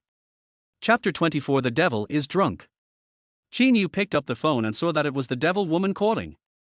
Qin Yu, what's wrong with you? Who called you? Why do you look like that? Luo Jinru asked with concern. Oh, it's okay, Jinru, it's a friend of mine calling, I'll go pick it up. Qin Yu quickly stood up and walked quickly to the woods nearby. As soon as the call was connected, Qin Yu heard the sexy and enchanting voice. Hey, you, where are you, where are you, come here quickly, if you don't come, I will break your legs. Ji Ruorshi's voice was intermittent, probably because she was drinking. Sister Ruorshi, have you been drinking? Where are you? You cheap men, you men are all cheap dogs, there is not a single good man in the world. Ji Ruorshi was a little incoherent and cursed very badly on the phone. Sister Ruorshi, send me the location and I'll come right over. Don't run around. Qin Yu roughly guessed that it must be Ji Ruorshi's ex-boyfriend who came looking for her again. Only her ex-boyfriend could cause such a change in her mood. I'm here. Where am I? Har, I'm at the bar, yes, the bar, the rock bar. Okay, Sister Ruorshi, wait a minute, I'll be there soon, don't wander around. Qin Yu hung up the phone with a serious expression. Returning to Luo Jinru, Qin Yu frowned and said embarrassedly. Jinru, I have something to do and may not be back until midnight. Can I borrow your car? Luo Jinru was puzzled. What's wrong? You want to leave? Something happened to a friend of mine, and I need to go help her. Your friend, judging from your expression, has something serious happened. It's a bit tricky indeed. Then why don't I go with you? What would happen if Luo Jinru went there? Qin Yu quickly refused. Oh, no thanks. Jinru is just a friend of mine. She got heartbroken and drank too much at the bar. I'm going to pick her up now. Luo Jinru frowned. Is your friend a boy or a girl? Qin Yu replied without changing his expression, male, how could I have other female friends besides you? Su Ningji said angrily. Qin Yu, what about me? What am I? What do I mean to you? Qin Yu is very anxious now. The female devil is still in the bar. If he is taken advantage of, she will definitely kill him. Who of you would like to lend me the car? My friend is waiting and I'm afraid something might happen to her. Su Ningji stood up, took out her Porsche 911 car key and shook it, saying. Come on, I'll take you there. Why should you send Qin Yu? He is my boyfriend now, so I should be the one to send him off. Qin Yu saw that the two were about to fight again. He shook his head, sighed, turned around and left. He couldn't delay any longer. Wait until these two enemies have settled the matter. If you go too late, the female devil will break his legs. Seeing Qin Yu leave on his own, the two girls quickly chased after him and shouted. Qin Yu, why did you leave? Didn't you want a car? Yes, I'll take you there. It's hard to get a taxi here. Qin Yu checked the nearest car on the taxi app. It turns out that this is in the mountains in the suburbs, and it is really difficult to get a taxi. Just when Qin Yu frowned, he saw the counselor's eyes light up. Didn't the counselor drive here today as well? He trotted over to the counselor and explained the situation in a few words. His counselor is also a woman, about 35 years old. I can't stand Qin Yu's charming peach blossom eyes that all women can't resist. Piao Piao took out his car keys. Qin Yu picked up the car keys, immediately got into the counselor's car, started the ignition, and stepped on the accelerator. Luo Jinru and Su Ningji were still arguing when they saw a car rushing onto the road. They didn't expect that Qin Yu had already left. Hey, Qin Yu, why did you really leave? Qin Yu, wait a minute, I can take you there. Qin Yu drove and disappeared at the end of the mountain road. Humph, Qin Yu is gone, that's good. You said Qin Yu was your boyfriend, but I see he didn't even take you with him. Did you spend money to support him? Luo Jinru felt guilty. She was supporting Qin Yu with 1 million yuan a month. Su Ningji's words really exposed her. You just kept him as your mistress. Otherwise, how could he be so accommodating to you when you treated him like that? I, Su Ningji, need to support a man. Are you kidding me? If Su Ningji knew that Qin Yu was really raised by her mother, I wonder what she would think. Qin Yu followed the navigation on his phone and drove the car at full speed. But the suburban mountains were too far away, and it took him an hour to reach the rock bar. The car stopped in front of the bar and Qin Yu got out and rushed into the bar. A tall and handsome boy like Qin Yu, when he entered the bar, immediately attracted the attention of the female animals inside. Oh my god! Girls, look at the door, there's a super handsome guy coming in. A girl in the booth exclaimed. The other girls all looked towards the door. Sure enough, Qin Yu's impressive height and angelic looks immediately shocked the young ladies present. Wow, I'm in love, don't fight with me, I'm going to sleep with him tonight. Don't move, give this little brother to me. Tomorrow, you can choose any LV bag you want, and I'll pay for it. Qin Yu didn't know that as soon as he entered the bar, he was targeted by many female animals.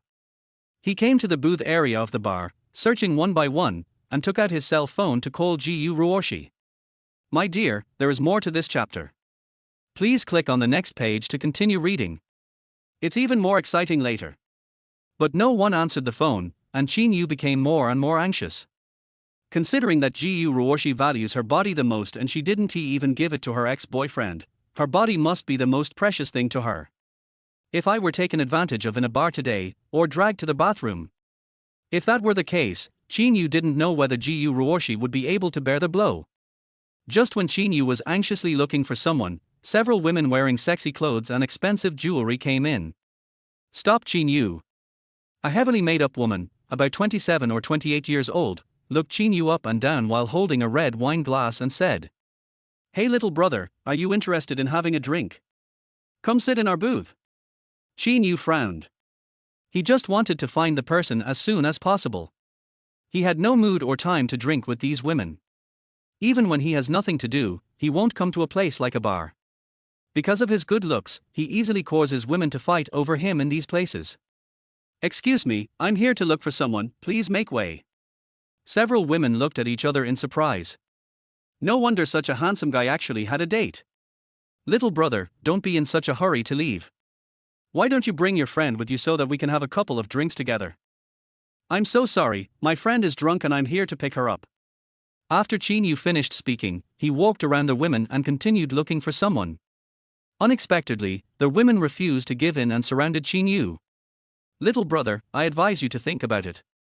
If you drink with us, I will buy you whatever you want. Chapter 25, Bar Conflict 1 vs 3. The wealthy woman who stopped Qin Yu simply used her trump card and solved the problem with money. She could see that the clothes Qin Yu was wearing were not from a famous brand, although they were decent, handsome and fashionable. When worn by Qin Yu, these clothes are like free advertising. He has a perfect body, a dog-like waist and a solid chest, just like a male model. Although the clothes are nice looking, they are definitely not luxury items. The rich woman is confident that she can use money to pry open the little brother's heart and pants. Qin Yu's eyes turned cold, a chill emanating from his body. He lowered his eyes and said to the group of women in front of him. Miss, do you think you can buy anything with money? Maybe you think you can, but I am the man you can never buy. Qin Yu said this and left in a leisurely manner. Although he is a professional bootlicker, the women in front of him do not meet the appearance level of his service targets. So these women would never be able to buy him, if a few rich ladies knew about it. If you were rejected because of your poor appearance, would you be so angry that you jump into the river? Qin Yu came to a booth in the middle, where a group of people in black suits were standing around. They are all big and strong with fierce looks, and you can tell at first glance that they are not someone you want to mess with. In the middle, lying on her back was a tall, beautiful figure with a perfect body. Her little face was slightly red, she was holding a bottle of wine in her hand, and there seemed to be tears in the corners of her eyes. Qin Yu immediately breathed a sigh of relief. Who else could this be but Ji-Yu Ruoshi? When he saw a circle of people in black suits standing around him, Qin Yu slapped his forehead suddenly. What is Ji-Yu Ruoshi's identity? As the daughter of the leader of Zhonghai's underground world, she is equivalent to the queen of Zhonghai's underground world. It was ridiculous that I was worried that she would be taken advantage of in the bar. Qin Yu stepped forward and prepared to go in. The few women who had just been rejected by Qin Yu were still following him. When he saw Qin Yu going to the middle booth, he couldn't help but show shock. Lying in the middle was the queen of the underworld whom they could not afford to offend. It turns out that this young man came to accompany that woman. Several women were thankful that they had not offended each other. Qin Yu was about to enter the booth but was stopped by the men in black suits around him. Seeing that Qin Yu was tall and handsome, the man in the black suit couldn't help but be more respectful. "Sir, our lady doesn't like drinking with strangers, so don't come and chat her up." Normally, if faced with this situation, the man in the black suit would probably just slap the guy in the face. "Do you losers think you can get your hands on their eldest daughter?" But Qin Yu is obviously not a loser. This extraordinary appearance is justice. Even the black suits in the underground are a little polite to him. "Big brother, your lady is my friend. She just called me and asked me to pick her up." The man in the black suit frowned. "Boy, are you kidding me? We are here, do we still need you to pick her up? Don't think that just because you are handsome, you can flirt with our young lady. I advise you to leave now, otherwise, it will be a pity for us to leave some scars on your handsome face later." Qin Yu was speechless. When the women behind saw that Qin Yu was stopped, their eyes suddenly brightened up. "Shit, I just thought he was the one that woman called here to accompany her for drinks, but it turns out he just wanted to chat her up. Sisters, we haven't lost yet, he's here for the money." Several women became excited again. If they could capture this young man at night, they wouldn't mind serving him together. Now seeing that Ji Yu Ruoshi was not taken advantage of, Qin Yu also patiently explained to her subordinates. "Brother, I am really your eldest lady's friend. Why don't you go wake her up? As long as she sees me, she will let me take her away." The man in the black suit was angry. "Boy, I've given you a lot of face, but you actually want to use this face to seduce our lady. It seems that I really need to leave something on your face today." Suddenly, 3 men in black suits surrounded Qin Yu. "Brothers, this guy is so bold that he wants to seduce our young lady with his looks. Beat him up first." Qin Yu's mouth twitched. What the hell was going on? He didn't expect that he would have to fight when he came here. "Get started," the big brother in the black suit shouted, and Qin Yu didn't need to continue explaining. Qin Yu had no choice but to catch a punch from a big man in a black suit. Then a standard judo shoulder throw. The 200-pound man in the black suit was thrown 3 meters away and hit a booth. It immediately scared the people around. The other 2 men in black suits looked at the scene in disbelief. "Damn, this kid has practiced before, let's go together." The 2 men in black suits worked together to attack Qin Yu. Qin Yu took the evasive steps of a boxer and took the opportunity to grab the arm of a man in a black suit. Another grappling move, the man in the black suit tripped and fell onto the booth. Qin Yu easily dodged the last man in a black suit who rushed up, and then punched him in the ribs with a heavy punch. Bang! The man in the black suit was hit in the liver by a punch. He rolled on the ground in pain and could not get up anymore. The other men in black suits surrounding the booth widened their eyes upon seeing this. This kid was very agile and strong, and he easily killed 3 burly men in seconds. When the other men in black suits were about to rush over and teach Qin Yu a lesson, Ji Yu Ruoshi in the booth opened her eyes. Perhaps the fight on Qin Yu's side disturbed her, and she looked towards the crowd. Then he saw Qin Yu had already started fighting with his men. Bang, bang, bang, punch after punch hit the flesh. Qin Yu fought with all his might. As a professional player, he has been in these years. Not only do you need to be the female client's boyfriend, driver, cook, and housekeeper, you also have to be their bodyguard. Fighting skills must be mastered, so Qin Yu spent a lot of effort to learn various ways to defeat the enemy. Coupled with his strong physical fitness, height and long arms, he has no problem dealing with a few strong men. The men in black suits under Ji Yu Ruoshi were no match for Qin Yu. After Qin Yu knocked down several people, the man in the black suit became angry. They picked up the wine bottles next to them, smashed them, and held the spiked glass to kill Qin Yu. At this moment, Ji Yu Ruoshi shouted loudly, "Stop it!" Everyone heard this sound. The man in black suit stopped attacking, and Qin Yu also stopped punching. Seeing Ji Yu Ruoshi wake up, Qin Yu smiled. "Auntie, you finally woke up, I almost killed all your men." Ji Yu Ruoshi swept her cold eyes over everyone, no matter if they were the bar guests or the men in black suits, they all lowered their heads and dared not look at her. Qin Yu looked at Ji Yu Ruoshi calmly. Ji Yu Ruoshi came to the subordinate who had just smashed the wine bottle and was about to draw blood from Qin Yu. The man in the black suit quickly explained. "Miss, this boy wanted to harass you. We tried to stop him, but he hit us. I want to teach him a lesson for you." Chapter 26 Kissed Qin Yu on the face. Yu Ruoshi didn't even think twice and slapped her subordinate in the face, leaving 5 bright red finger marks. The subordinate looked at his lady in some confusion, wondering why she hit him. Yu Ruoshi pointed at Qin Yu and said to her subordinates in a cold tone. "He's mine. You just tried to hurt him with the glass spikes. Luckily you're no match for him. If he got hurt by you, I'd throw all of you into the sea." The man in the black suit quickly bent down and apologized to Yu Ruoshi. "Miss, I'm sorry, I didn't know he was your man, it's all our fault, please forgive me." The man in the black suit knew that when Yu Ruoshi talked about sinking the sea, she really meant sinking it in a sack, and it was not a lie. The man in the black suit was sweating coldly, he almost lost his life. The few women who were watching the fun and wanted to sleep with Qin Yu, now all opened their mouths wide, staring at the scene stupidly. It turns out that this incredibly handsome young man is really the man of this big sister. They actually dared to plot against others. If they offended this big sister, no one knew what would happen to their families. So, several women fled away quietly and dejectedly.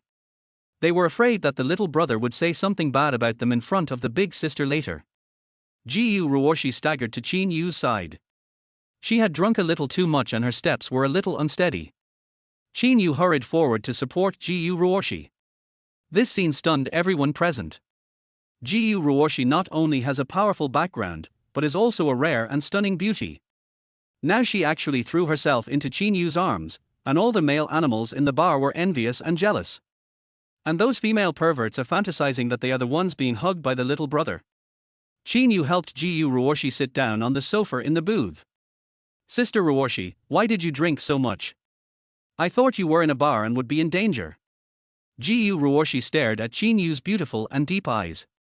"Are you worried about me? Are you worried that I'll run into some hooligans?"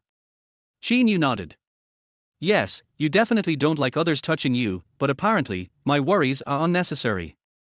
As Qin Yu spoke, he looked around at the burly men in black suits who were beaten black and blue by him. "Har har, in Zhonghai, no one dares to do anything to me, but Qin Yu, you really impressed me. You are such a good fighter." Qin Yu scratched his head. "I learned a few tricks of kung fu before. You are not just a mediocre person. Have you been hiding a secret from me? Tell me if you don't want to die." Qin Yu was speechless. How could he tell his secret? He promised that if he told it, he would become feed for fish in the river tonight. Qin Yu rolled his eyes and said, "Sister Ruoshi, I learned martial arts specifically to protect you. This is really true." He learned these skills for the purpose of better serving customers. It is not wrong to say that Yu Ruoshi is his important client. "Oh, really? Then your feelings for me are really deep." Yu Ruoshi thought about Qin Yu's expression of affection for her last week. "It turns out that the man who loves me to death has always been by my side.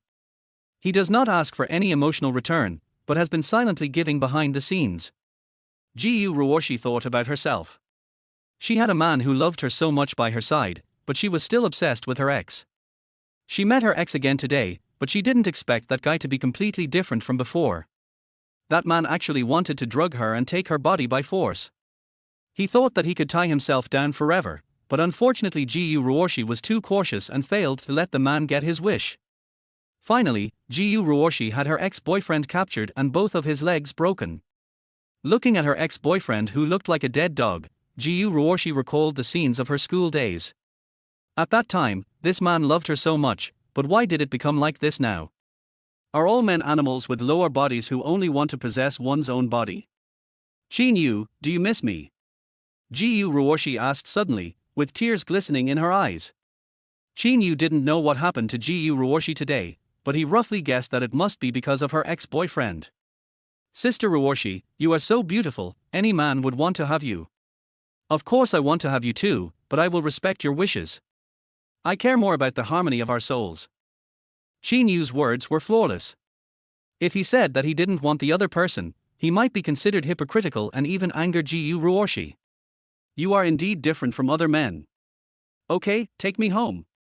Qin Yu hurriedly helped Yu Ruoshi up and walked out of the bar. The men in black suits followed behind. Arriving at the door of the bar, the man in black suit prepared to drive. "Sister Ruoshi, I'm driving my friend's car here, how about I drive you there?" Oh, okay.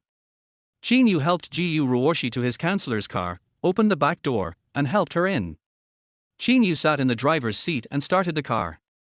As soon as Ji Yu Ruoshi got into the car, she smelled a woman's perfume, and the car was a red BMW 3 Series. It was obvious that the car was driven by a woman, which made Ji Yu Ruoshi frown. Qin Yu, don't you have anything to say? Qin Yu was confused. What could he say? He had just said everything he could say. Sister Ruoshi, do you have anything to ask me? This car should belong to a woman. What is her relationship with you? My dear, there is more to this chapter. Please click on the next page to continue reading. It's even more exciting later. Qin Yu finally came to his senses and hurried to explain. Oh, Sister Ruoshi, this is my college counselor's car. Today our school organized a camping trip in the mountains in the suburbs. When I received your call, we were in the mountains and there were no taxis there, so I borrowed her car. Ji Yu Ruoshi nodded, she believed it. Because the smell of perfume in the car is not liked by young girls, but is favored by older women. It should have nothing to do with Qin Yu. Qin Yu drove back to Ji Yu Ruoshi's villa. He helped Ji Yu Ruoshi into their house and laid her down on the sofa. Qin Yu subconsciously looked at the wall of the living room. He thought he could see Ji Yu Ruoshi changing to a more advanced torture instrument. Not a whip, at least some torture device. As a result, the wall was empty. Qin Yu was a little surprised. Could it be that this female devil forgot to buy new toys? How could he be tortured then? This made Qin Yu somewhat uncomfortable. Sister Ruoshi, please sit for a while. I'll make you some hangover soup. Qin Yu was about to go to the kitchen when he was grabbed by Ji Yu Ruoshi. Qin Yu turned around, squatted down and said gently. What's wrong? Don't go, hold me. Qin Yu felt a chill on his back. Could it be that the evil woman wanted to torture him in another way? Qin Yu still did as he was told and held Ji Yu Ruoshi in his arms. Feeling the warm embrace, Ji Yu Ruoshi felt very comfortable and hugged Qin Yu's back with both hands. He has a really strong body, a walking hormone that women can't stop lusting after. Ji Yu Ruoshi became more and more bold and actually kissed Qin Yu on the face. Chapter 27. How much do you want to be with me? Qin Yu didn't dare to move after being forcefully kissed by Ji Yu Ruoshi. This female devil would resort to violence at the slightest disagreement. Ji Yu Ruoshi kissed Qin Yu gently on the face and smelled the faint tea scent on Qin Yu. She liked it very much. I couldn't help but bury my head in Qin Yu's chest, feeling the solid feeling. Qin Yu hugged Ji Yu Ruoshi carefully. She must have suffered a big blow today. Qin Yu also understood this woman. Sister Ruoshi, is it true that your ex-boyfriend did something again? Ji Yu Ruoshi trembled and sighed. Oh. He has completely disappeared from my life. It turns out that I, Ji Yu Ruoshi, have such poor vision. I trusted that kind of person so much before. It turns out that he only wanted to possess my body and then gain my power. Har har, it's ridiculous. As Ji Yu Ruoshi spoke, she began to blame herself. Sister Ruoshi, everyone has their own mask, but true love can never be concealed. Ji Yu Ruoshi raised her head and looked at Qin Yu's handsome and resolute profile. He leaned over and kissed it again. I just realized who is the best to me. I won't miss it again. Ji Yu Ruoshi kissed him again, but Qin Yu did not stop her because he had been kissed by many female clients anyway. As long as you stick to your bottom line, it doesn't matter if you are kissed, after all, people give you so much money. They are all beautiful women, and he doesn't suffer any loss. After Ji Yu Ruoshi lingered in Qin Yu's arms for a while, she fell asleep because she drank too much. Qin Yu carried her to the bedroom and put her on the bed. Seeing Ji Yu Ruoshi like this, Qin Yu brought a basin of hot water from the bathroom and wiped her body with a towel. Looking at the bed, the usually cold and domineering female pervert is now lying on the bed like a little bird, ready to be picked by anyone. If it were any other man, facing such a beauty, it would probably be difficult for him to control himself. But Qin Yu is not an ordinary person. After rigorous training, he can remain calm in the face of temptation. Qin Yu gently took off Ji Yu Ruoshi's coat, revealing her delicate, fair and tender collarbone. Qin Yu wiped her with a hot towel, cleaning her perfect little face. It turns out that this female pervert doesn't even wear makeup, but she has a natural beauty, which is simply a gift from God. Qin Yu squatted beside the bed, admiring this pretty face. Sister Ruoshi, you are such a beauty, Qin Yu thought of this incredibly beautiful woman. She was a perverted woman who whipped him at every turn, and he couldn't help but sigh. After covering Ji Ruoshi with the quilt, Qin Yu stood up and stroked Ji Ruoshi's black hair with his hand. Take a good rest, Sister Ruoshi. Everything that happened before will pass. After Qin Yu finished speaking, he left her room. Qin Yu left Ji Ruoshi's villa and drove back to the camping site in the mountains.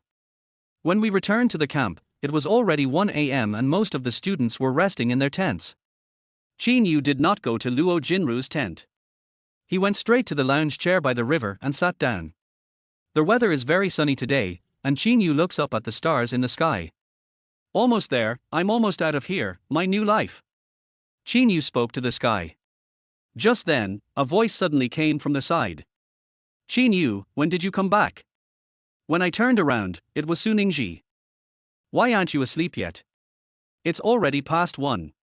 I'm waiting for you. Didn't you say you would be back very late? Why are you waiting for me? I have something to ask you. I say, school beauty, what happened between us is all in the past, there's nothing to ask. Su Ningji pouted, expressing her dissatisfaction. Humph, you've liked me for more than 3 years. How can you stop pursuing me? Moreover, you turned to Luo Jinru's arms so quickly. I want to know why. Qin Yu was helpless, but he certainly couldn't tell the reason behind it. Student Su, why are you still dwelling on the past? It's over between us. Tears began to sparkle in Su Ningji's eyes. End. Why end it? Aren't you just attracted by Luo Jinru's family's money? Her family runs a chain of hotels. You want to marry into a wealthy family, right? You didn't have a good family background since you were a child, so you need a guarantee, right? Qin Yu was speechless. This arrogant little princess had a very rich imagination. If Qin Yu was that kind of person, he would have laid down comfortably long ago. What are you talking about? I really like Jinru, don't make blind guesses. Humph, you just want money, right? I have it. My family is no worse than her Luo family. As long as you follow me again, I will give you as much money as you want.